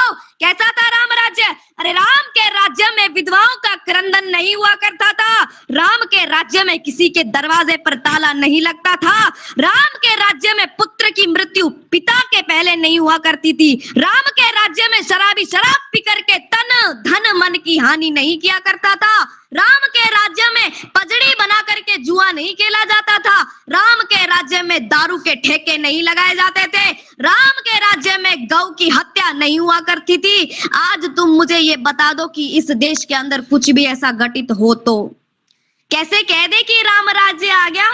अब मैं अपनी कविता को प्रस्तुत करती हूँ। ये मेरी कविता का आधार स्तंभ था। मेरी कविता मैं 2 मिनट फिर से सुना देती हूँ कि राम जब तक पाषाणों में होगा, अर्थात कि राम जब तक पत्थरों में होगा, ये समाज बार बार पतित होगा। कल फिर बाबर, हुमायूं, अकबर का आगमन होगा, फिर किसी पिशाचों द्वारा संविधान का खंडन होगा। इसीलिए हे आर्य, राम अगर तेरे चरित्र में होगा, राम अगर तेरे चरित्र में होगा, राम संतान के संस्कार में होगा, राम सत्ता के संविधान में होगा, राम वैश्य के व्यापार में और क्षत्रिय के पराक्रम में होगा, राम ब्राह्मण के पाठ और शूद्र के परिश्रम में होगा, राम ब्राह्मण के पाठ और शूद्र के परिश्रम में होगा, तो ही राम का रामत्व इस राष्ट्र के अंदर स्थापित होगा, तो ही राम का रामत्व इस राष्ट्र के अंदर स्थापित होगा, अगर राम तेरे चरित्र में होगा। जी धन्यवाद। शब्द नहीं है कहने के लिए आपके इस काव्य पाठ के लिए। कभी तो आप ये कहते हैं कि मैं काव्य पाठ नहीं करती, मैं लिखती नहीं हूँ, और आप निशब्द कर देते हैं। सच में बहुत बहुत ओजस्विता के साथ आपने इस काव्य पाठ को किया, इसके लिए आपका हृदय से बहुत सारा धन्यवाद। खूब सारी शुभकामनाएं। बहुत ही सुंदर, मजा आ गया अनुष। मतलब के कहने के लिए वाकई शब्द नहीं है, क्या क्या गढ़ दिया और कितनी वास्तविकता बताई, मजा आ गया। जी बिटिया, बहुत सारी शुभकामनाएं आपके लिए। वो ऐसे ही मर्मस्पर्शी और सारा ढेर सारा लिखा है। और उनकी ये कविता सुन के स्वामी जी की याद आ गई। स्वामी जी ऐसे ही बात डेली डेली आस्था चैनल पर कहते हैं, स्वामी रामदेव जी। जी माता जी।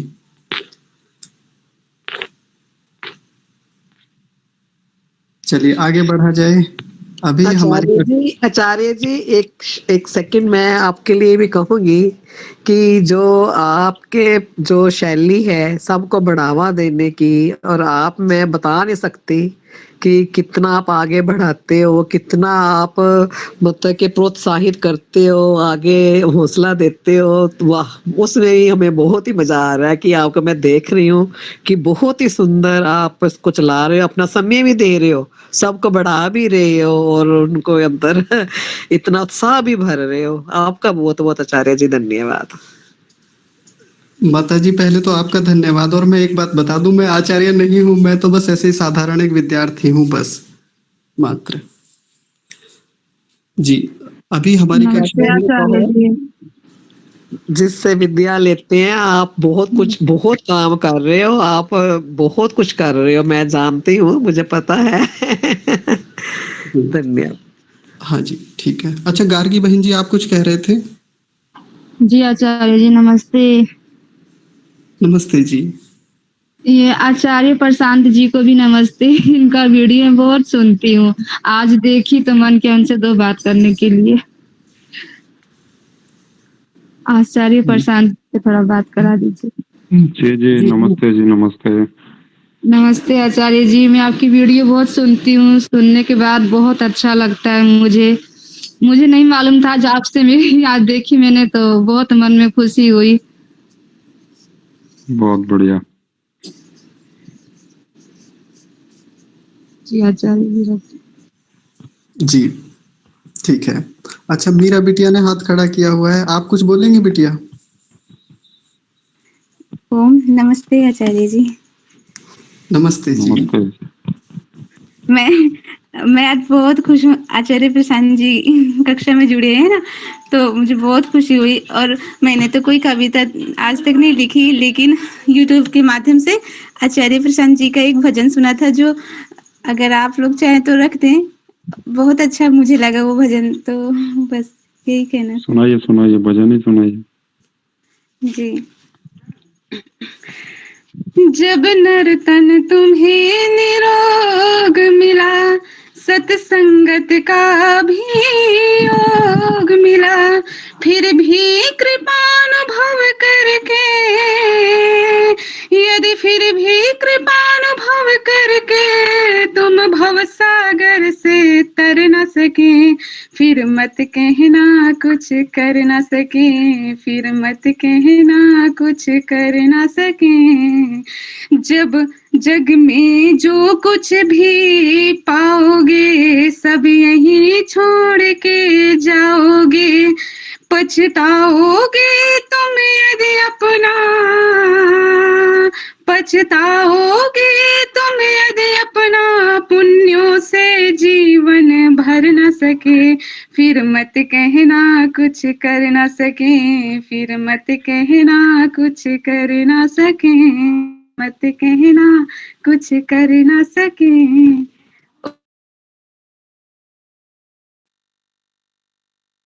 जी धन्यवाद। जी बहुत सुंदर बिटिया, बहुत बहुत सुंदर आपने ये प्रस्तुति की। बहुत सुंदर भजन। ये भजन सुन करके ही मैं गुरुकुल चला गया था। अच्छा जी। ये भजन मुझे बहुत प्रेरित करता है आचार्य जी। कभी भी निराशा आती है ना, जब सुनते हैं तो ऐसा ना अंदर से आग लग जाती है कि कुछ तो बहुत करना है। दमदार भजन है, इसकी पंक्तियां बहुत शानदार हैं। जी आचार्य जी, बिटिया का एक छोटा सा परिचय देते हैं आपको, सभी सुनेंगे ध्यान से। अभी पिछले साल की बात है, 27 नवंबर की। 27 नवंबर को बिटिया ने योग दर्शन पढ़ना शुरू किया यूट्यूब से, स्वामी विश्वानंद परिव्राजक जी से। 900 वीडियो हैं, 350 घंटे की, 351 घंटे की वो वीडियो हैं, 902 वीडियो, और वो मात्र 120 दिन में इन्होंने पूरी कर ली। अभी 25 मार्च को इन्होंने पूरा किया वो। तो एक बड़ी उपलब्धि थी जो बिटिया ने पूरी की, और अच्छे से पूरे विधिवत ढंग से इन्होंने अच्छे कुल मिला के पूरी तन्मयता से, निष्ठा से इन्होंने उस योग दर्शन को पढ़ा। बीच बीच में मैं परीक्षा भी लेता था, तो जितनी बार भी इनसे मैंने प्रश्न पूछे योग दर्शन से संबंधित, इन्होंने अच्छे से सबके उत्तर दिए। तो ये इनका एक छोटा सा परिचय है, एक ऐसे इलाके में रहते हुए भी जहाँ उतनी अनुकूलताएं स्वाध्याय आदि के लिए नहीं है, आगे बढ़ने के लिए नहीं है, लेकिन फिर भी योग दर्शन जैसे बड़े शास्त्र को इन्होंने पढ़ा है। तो बिटिया के लिए बहुत सारी शुभकामनाएं।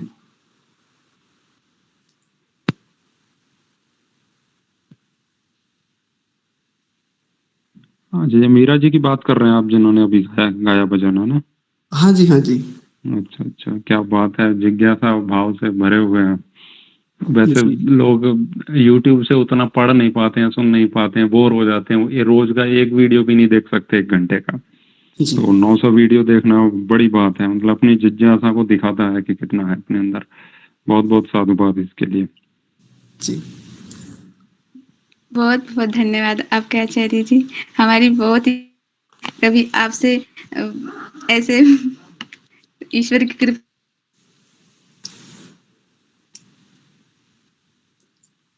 बिटिया आपके और शायद नेटवर्क नहीं है, जिसके कारण आवाज जा रही है आपकी। हाँ जी, बिटिया आपकी आवाज कट रही है, बस आप म्यूट ही कर लीजिए जी। आगे और आवाज कोई? कट रही है आचार्य जी? हाँ जी, आवाज कट रही थी आपकी। जी, हम यही कह रहे हैं कि बहुत सारा धन्यवाद आचार्य जी का। हम तो, हमारी इच्छा थी, हार्दिक इच्छा थी सभी ऐसे आचार्य जी से मिलना, और इस माध्यम से मिलना हुआ। बहुत बहुत धन्यवाद आचार्य जी का, बहुत धन्यवाद जी। चलिए आगे बढ़ते हैं। अभी हमारी कक्षा में आर्य धनुष्मान भैया जी जुड़े हुए हैं, और कब जुड़े मुझे पता भी नहीं चला, क्योंकि मैं तो ज्वाइन नहीं कर रहा हूँ किसी को भी। तो आर्य जी का बहुत बहुत स्वागत है, हार्दिक स्वागत है।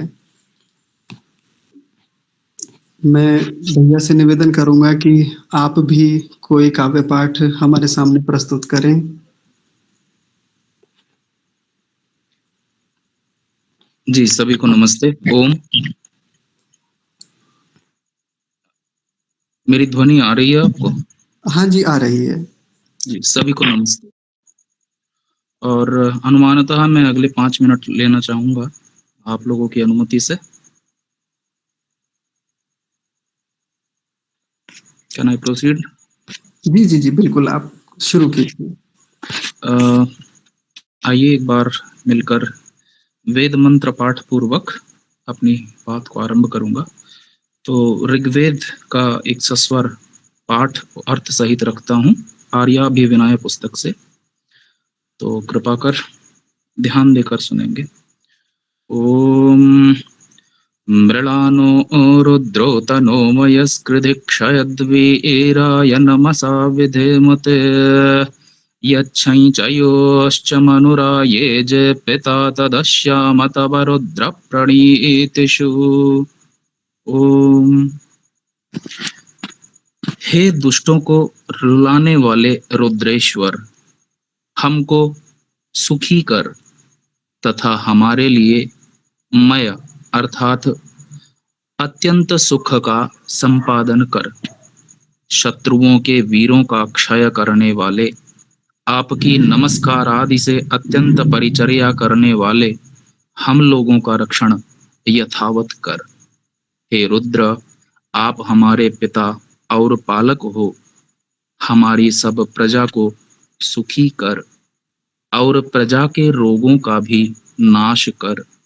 जैसे मान्यकारक पिता स्वप्रजा को संगत और अनेक विध लाड़न करता है, वैसे आप हमारा पालन करो।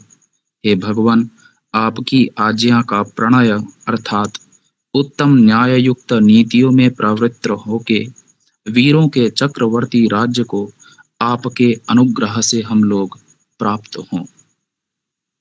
इति। इस काव्य पाठ संध्या के बहुत ही सम्मान योग्य आयोजक आर्य राजन जी,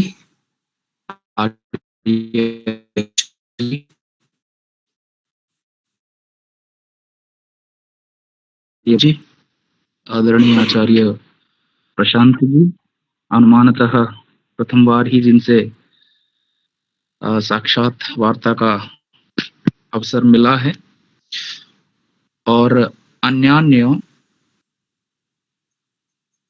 इस वर्चुअल मीडियम द्वारा कम्युनिकेट कर रहे जुड़े हुए भावी प्रतिभाएं और संभावित कवि, I would like to add, और अन्य समस्त आर्याओं युवाओं, सभी को सादर नमस्ते और धन्यवाद ज्ञापित करता हूं टू हैविंग मी, मुझे इनवाइट करने के लिए आर्य राजन जी का, दीक्षा जी का। शब्द तो अनेक थे मेरे पास बोलने को, किंतु कुछ प्रस्तुतियां मैंने सुनी और निश्चित रूपेण स्तुत्य रही वो प्रस्तुतियां, प्रशंसनीय थी, और हमारी शुभकामनाएं हैं कि इसी प्रकार पुरुषार्थ, प्रयास, समर्पण, परिश्रम को अनवरत रखा जाए और नित्य नवीन किया जाए।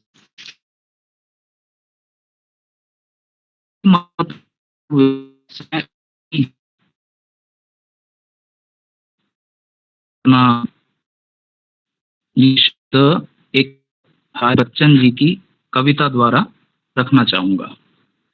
कविता का नाम है नीड का निर्माण फिर फिर। वह उठी आंधी की नभ में छा गया सहसा अंधेरा। वह उठी आंधी की नभ में छा गया सहसा अंधेरा। धूलि धूसर बादलों ने भूमि को इस भांति घेरा। रात सा फिर हो गया दिन, रात आई और काली। लग रहा था अब न होगा इस निशा का फिर सवेरा। रात के उत्पात भय से भीत जन जन भीत कण कण, किंतु प्राची से उषा की मोहिनी मुस्कान फिर फिर। नीड का निर्माण फिर फिर, नेह का आह्वान फिर फिर।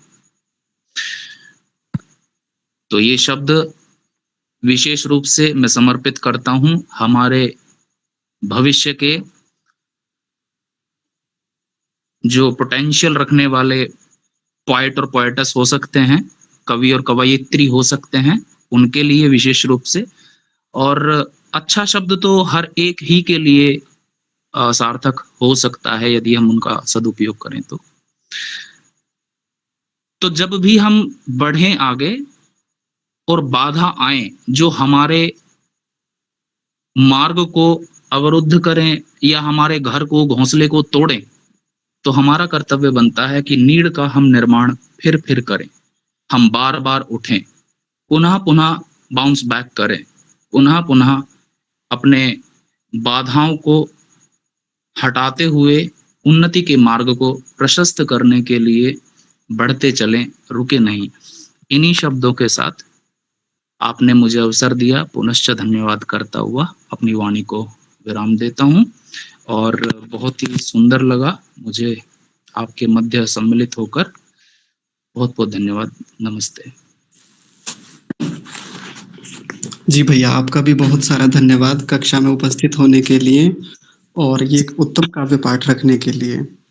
आपके द्वारा जो प्रेरणा दी गई है हम उसका ध्यान रखेंगे और उस पर आगे बढ़ने का भी प्रयास करेंगे। कई लोगों, अभी मेरे पास एक व्यक्तिगत संदेश भी आया कि ये इतना उत्तम ऋग्वेद का पाठ जो किया था, ऋग्वेद के मंत्र का, वो किसने किया, तो मैंने फिर उन्हें परिचय दिया आपका। बाकी लोगों को भी मैं एक छोटा सा परिचय दे देता हूँ। आप आर्य धनुष्मान जी हैं। इस समय आप अपना MBBS पूरा करके शायद डॉक्टर के लिए प्रैक्टिस कर रहे हैं और आगे जल्दी ही सेलेक्ट हो जाएंगे। जहाँ तक मुझे जानकारी है, क्योंकि अभी मुझे पूरी जानकारी है नहीं आपके विषय में। बस एक छोटी-सी बात और मैं बताना चाहता हूँ। जिस समय आप कन्नौज में एमबीबीएस कर रहे थे, उसी समय आप गुरुकुल टटेसर में भी ऋग्वेद को पढ़ रहे थे और वहाँ एमबीबीएस करते-करते ही आपने ऋग्वेद को पूरा कर लिया था। तो एमबीबीएस जैसी जो आधुनिक पढ़ाई है, बहुत कठिन है, जटिल है। उसको पढ़ते समय भी अपनी आर्ष परंपरा से जुड़े रहना, सस्वर पाठ सीखना और ऋग्वेद जैसे बड़े वेद को पूरा कर लेना उतने समय में, ये एक बड़ी बात है। तो आपका हृदय से मैं बहुत सारा धन्यवाद करता हूँ। आज आप कक्षा में उपस्थित हुए और हम सभी की प्रेरणा के लिए आपने काव्य पाठ किया। बहुत धन्यवाद आपका। जी, आप कुछ कह रहे हैं? जी, निश्चित रूप से धन्यवाद जैसे शब्द व्यवहार के लिए बहुत उत्तम हैं, प्रयोग किए भी जाते हैं। चलिए एक और परिचय दे देते हैं इनका। मेरे इस वर्तमान जीवन में मुझे फिर से अगर एक जन्म मुझे मेरी माँ के गर्भ से मिला और फिर से यदि मुझे किसी ने जन्म दिया, ये जीवन आज सुरक्षित है, तो ये वही देव हैं। इनका ये मुझे अपना मित्र कहते हैं, ये इनकी उदारता है। ये वही देव हैं जिन्होंने मुझे ये जीवन दिया, फिर से मुझे लौटाया, मेरा जीवन मुझे ही लौटाया। बहुत बहुत सारी स्थितियां हैं, कभी फिर इनके विषय में कहूंगा, लेकिन इतना जरूर है, इतना सब कुछ बढ़ने के बाद भी, इनके साथ अनेकों रुष्टताएं होने के बाद भी, आज भी इन्होंने अपना देवत्व नहीं छोड़ा। इतनी व्यस्तता है, अभी भी लाइब्रेरी में थे, मैंने कहा कि नहीं आपको से निवेदन है और आप आएंगे ही, तो फिर भी इन्होंने कहा ठीक है, अब आप कह ही रहे हैं तो फिर आएंगे ही। बहुत सारी बातें हैं, बहुत सारे उपकार हैं। मैत्री होती है प्रायः युवाओं में, और मैत्री होने के उपरांत जहां धन से, मन से सहयोग की बात आती है, प्रायः अधिकांश मैत्रियां शिथिल पड़ जाती हैं। लेकिन ये वो व्यक्तित्व है कि मेरे जीवन में जब भी, और न केवल मेरे जीवन में, ये मेरे मित्र हैं इसलिए मैं इनकी प्रशंसा अनुशंसा नहीं कर रहा हूं, इनके संपर्क में आज तक जितने भी लोग आए, उन लोगों के प्रति इनका ऐसा भाव रहा। मुझे याद है जब इनको एक स्कॉलरशिप मिली थी और वो स्कॉलरशिप इन्होंने गुरुकुल, मुजफ्फरनगर में गुरुकुल चलता था आचार्य योगेश जी का, वो पूरी की पूरी स्कॉलरशिप इन्होंने वहां दी। मैंने इनसे पूछा कि आपने ऐसा क्यों किया, तो क्या आपने पिताजी को बता दिया? तो इन्होंने मुझे कहा नहीं, अभी पिताजी को नहीं बताया है, लेकिन भविष्य में जरूर बता दूंगा। मैंने कहा क्यों, अभी क्यों नहीं? तो बोले अगर अभी बताऊंगा तो डांट ज्यादा लगेगी। अपनी स्कॉलरशिप, यानी पढ़ते समय जो स्कॉलरशिप मिलती है, उसके प्रत्येक छात्र के भीतर, एक युवा के भीतर क्या भावना हो सकती है, लेकिन ऐसी स्थान पर रह करके भी ऐसी प्रेरणाएं, यानी कुल मिलाकर के आदर्श आचरण, क्योंकि कहा जाता है ना आचार्य किसको कहते हैं कि जिसका आचरण हो। तो निश्चित रूप से इनका आचरण हमारे लिए बहुत प्रेरणादायी रहा। बहुत पुनश्च बहुत सारा धन्यवाद। और इतनी देर से कक्षा का संचालन कर रहे हैं, तो मोहित जी से भी कुछ सुनते हैं क्योंकि ये भी विशेष रूप से कविराज कहे जाते हैं, तो मोहित जी का भी स्वागत है। जी, बहुत धन्यवाद आपका। तो अब तो समय काफी हो गया है, अब कक्षा को विराम ही दे दिया जाए।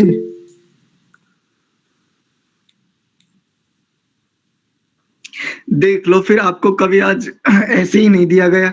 यदि आप ऐसा करोगे तो फिर भगवान माफ नहीं करेंगे।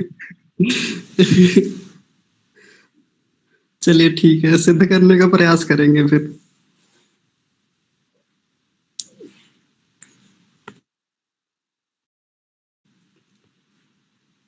जी, एक कविता है, मैं आप सब लोगों के सामने प्रस्तुत करने का प्रयास करूंगा, आप ध्यान से सुनेंगे। मैंने ईश्वर को समर्पित करते हुए कभी प्राचीन काल में एक कविता लिखी थी, और ये खेत में काम करते हुए लिखी थी। गेहूं काट रहे थे, कई साल पुरानी बात है, लगभग 4-5 साल पुरानी बात होगी, तब उस समय ये कविता लिखी थी। अखिल सृष्टि में अशक्त चक्षु से रहा रात भर तुम्हें ताकता, अनंत सिंधु को लघु वेग से दुस्साहस कर रहा मापता। कहाँ हो मेरे सखे प्रिय नूतन वसंत में तुम्हें खोजता, निहारूं विरह में यत्र तत्र प्राची प्रतीची से तुम्हें पूछता। नवल पुष्प में तुम्हें खोजता, पर्णों की हरितिका से पूछा, वसुंधरा से उन्नयन गगन में झूम रही लतिका से पूछा। पूछा मैंने उतुंग शिखर के हिमखंडों पर पड़ी किरण से, निर्झर के अब नमन नीर से तृषा तृप्त उच्छृंखल हिरण से। खग वृंदों के उदात्त स्वर में ढूंढा तुमको निःशब्द मौन में, स्वर्ण मयूख प्रभात में ढूंढा और निशा के तम गहन गौन में। वन उपवन सरिता में देखा करुणा की अनिमेष दृष्टि से, शून्य का उर चीर चपल से गिरती रही नित अश्रु वृष्टि से। अधीर हुआ जाता मिलन को हृदय कैसा उद्विग्न हो रहा, खोज रहा निर्बाध व्योम में ज्ञात नहीं क्या विघ्न हो रहा। प्रस्फुटित हो रहे भूगर्भ से पूछा उगते किस लय से, शनहे शनहे कुसुमों से जाती शनहे शनहे कुसुमों से लेकर जाती शीतल सुगंध मलय से। दृष्ट अनल अर्चियों से पूछा और धूम्र आहूत यज्ञ से, स्वरूप तुम्हारा दिखा नहीं तब पूछा चेतन वेद सुविज्ञ से। खोज रहा मैं बहिर जगत में जबकि तुम थे अंतर मन में, अविद्या रूपी घिरा आवरण ज्यों रवि आच्छादित घन में। अधरों पर एक मंद स्मृति चित्त हुआ जाता आनंदित, प्रिय का साक्षात हुआ तो उद्वेलित मन हुआ प्रसादित। आह्लादित हो खड़ा गिरी पर सुदूर गगन में रहा झांकता, अखिल सृष्टि में अशक्त चक्षु से रहा रात भर तुम्हें ताकता, अनंत सिंधु को लघु वेग से दुस्साहस कर रहा मापता। जी इतनी सी ये कविता है।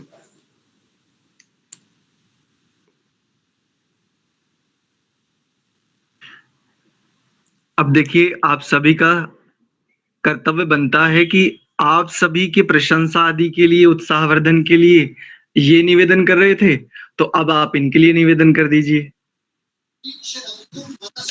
नमस्ते आचार्य जी, आपकी कविता तो निशब्द ही कर दी, कुछ कहने को रहा ही नहीं। जी माता जी आपका बहुत सारा धन्यवाद। ऐसे ही कविता आप लिखे रहे और हमें सुनाते रहे, आपको भगवान से ऐसे ही प्रेरणा मिले। जी धन्यवाद। श्रीमान आपका कविता बहुत ही सुंदर, बहुत ही सारगर्भित और बहुत ही अच्छा था।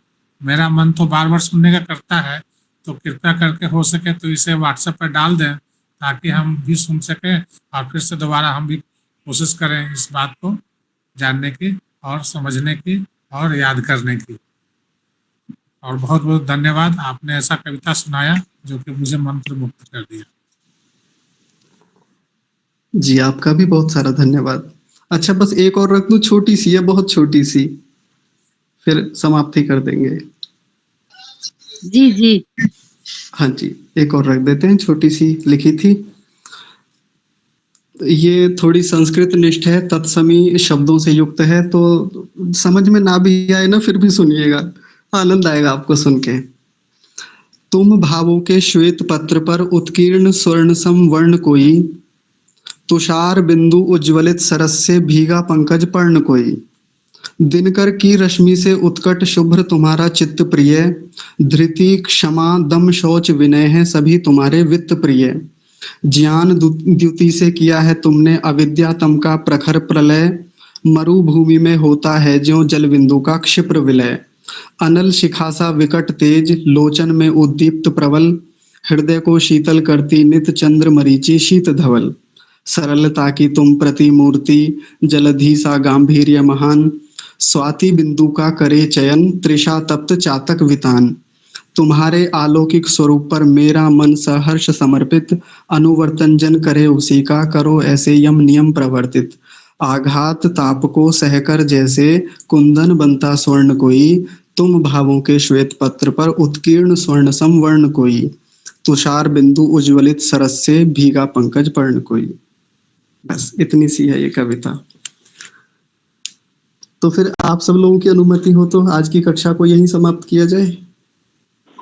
भैया सुधा माता जी से पूछ लो एक बार। तनिक रुकिए जी।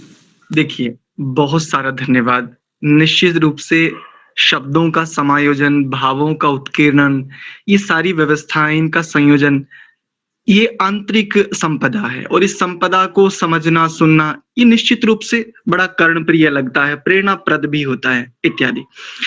आज ये आरंभ था। इस आरंभ का मुख्य उद्देश्य मात्र इतना ही है, जो प्रतिभाएं हैं उन प्रतिभाओं को सीधे मंच पर, यदि मंच नहीं भी मिल रहा है, ये आपका अपना मंच है।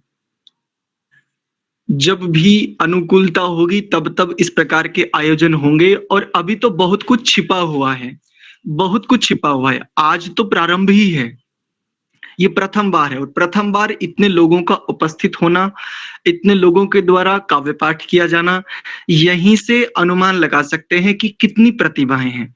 ये क्या करती हैं, भविष्य में क्या निर्धारण होता है, उस पर हमारा उतना नहीं है, लेकिन ये प्रतिभाएं हैं और इन प्रतिभाओं को संरक्षित किया जाना चाहिए। पिछले दिनों एक छोटी सी बात साझा करता हूं कि ये टीस क्यों, मुझे ये टीस क्यों आई, या ये मोहित को ये विचार क्यों आया, दीक्षा ने मिलकर, इन तीनों ने मिलकर के ये क्यों उपक्रम खड़ा किया। पिछले दिनों नेट पर ऐसे ही सर्च कर रहे थे शिक्षा के जनक। आपको जानकर के आश्चर्य होगा, भारत में शिक्षा के भगवान, गूगल कर लीजिए अभी चाहे तुरंत, शिक्षा के भगवान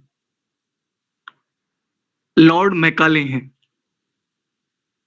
अब कोई भी आने वाली पीढ़ी, कोई भी अगर गूगल करेगी, कोई भी अगर देखेगी, जानेगी क्या छाप है, क्या स्थिति है, जबकि हमारे ही अपने बीच में ऐसी ऐसी प्रतिभाएं हैं। तो कहीं ना कहीं इन प्रतिभाओं को हम क्यों ना थोड़ा सा, जितना हम कर सकते हैं इनके लिए करें, तो भविष्य में भी। और मैं समझता हूं कि जैसी स्थिति आज रही है, तो संभवतः क्या इस आयोजन को प्रत्येक रविवार कर लिया जावे, यदि आप लोग इसको ठीक समझें। जी, बहुत अच्छा विचार है। रविवार के दिन ऐसे कार्यक्रम होने से लोगों में अच्छी प्रेरणा और अच्छी मैसेज जाएंगे और लोग जो है सो आगे सोचने के लिए थोड़ा सा विचार करेंगे। बाकी आप लोग की इच्छा। जी ठीक है, तो कक्षा को विराम की ओर लेकर के चलें। उससे पूर्व आचार्य प्रशांत जी, अन्य गणमान्य लोग, बहन प्रियंका जी, अन्य जितने भी लोग उपस्थित हुए, देखिए ये हमारी गरिमा है। हम लोगों ने एक छोटा सा एक विचार, बहुत छोटा सा एक विचार, उस पर आज बात की। और ऐसे लोग जिनका समय लेने से पहले भी सोचना पड़ता है, ये कितने भोले लोग हैं, कितने सरल लोग हैं, कितने उदार लोग हैं। एक बार इन्हें सूचना दी और तुरंत हमें गरिमामय वातावरण देने के लिए तुरंत उपस्थित हो गए। ऐसे लोगों का उपस्थित होना, इनके लिए बहुत सारा धन्यवाद। और हमारे लिए सौभाग्य है कि ऐसे लोग भी हमारे इस विचार को सुने, क्योंकि इसके दो लाभ हैं। इनकी गरिमा निश्चित रूप से हमें आंदोलित तो करेगी ही, अवलोकित तो करेगी ही, लेकिन इसके साथ साथ एक बात और भी है, ऐसे विद्वानों की उपस्थिति में, ऐसी चेतनाओं की उपस्थिति में हमारा जो उपक्रम है, ये निश्चित ही शुद्ध दिशा की ओर जाएगा। तो आप सभी लोग यहाँ उपस्थित हुए, आप सभी का पुनश्च बहुत सारा धन्यवाद। और इस कक्षा को यहीं पर विराम की ओर लेकर के चलते हैं। और विराम से पूर्व एक बात कह देता हूं, छोटी सी आपके लिए। लिखिए, आप जो भी लिखते हैं और उसको संजोइए, भविष्य में उसको देखिएगा, आपको बहुत कुछ मिलेगा, सीखने को मिलेगा, बल मिलेगा। आप कहाँ स्थित थे, कहाँ अवस्थित थे, बहुत सारी बातें जो छूट गए हैं, जिनकी प्रशंसा, जिनका उत्साहवर्धन, जिनके लिए कुछ वचन नहीं कहे गए, वो हमें क्षमा करेंगे। बहुत सारा धन्यवाद पुनश्च सभी के लिए। मोहित जी, अब कक्षा को यहीं विराम दिलाइए। ओम। जी, मैं भी एक बार सभी का बहुत सारा धन्यवाद करता हूँ, जिन्होंने भी यहाँ काव्य पाठ किया, या इसके अतिरिक्त जो श्रोता भी थे, और विशेष रूप से आदरणीय आचार्य प्रशांत शर्मा जी, आर्य धनुष्मान भैया जी का भी बहुत सारा धन्यवाद। और विशेष रूप से धन्यवाद हमेशा की तरह परमपिता परमेश्वर के लिए, जिनकी कृपा से, जिनकी प्रेरणाओं से, जिनकी बनाई हुई इन उत्तम व्यवस्थाओं में, जिनके द्वारा प्रदत्त उत्तम शारीरिक, मानसिक, आत्मिक आदि जो बल हमें प्राप्त हो रहे हैं, इसलिए परमेश्वर का तो विशेष विशेष विशेष धन्यवाद हम करेंगे। आज की कक्षा को यही विराम देते हैं। आप सभी को सादर प्रणाम। हम सभी आनंद में रहें, प्रसन्नचित्त रहें, उत्साहित रहें और आगे बढ़ते रहें। श्रीभ्यो नमो नमः।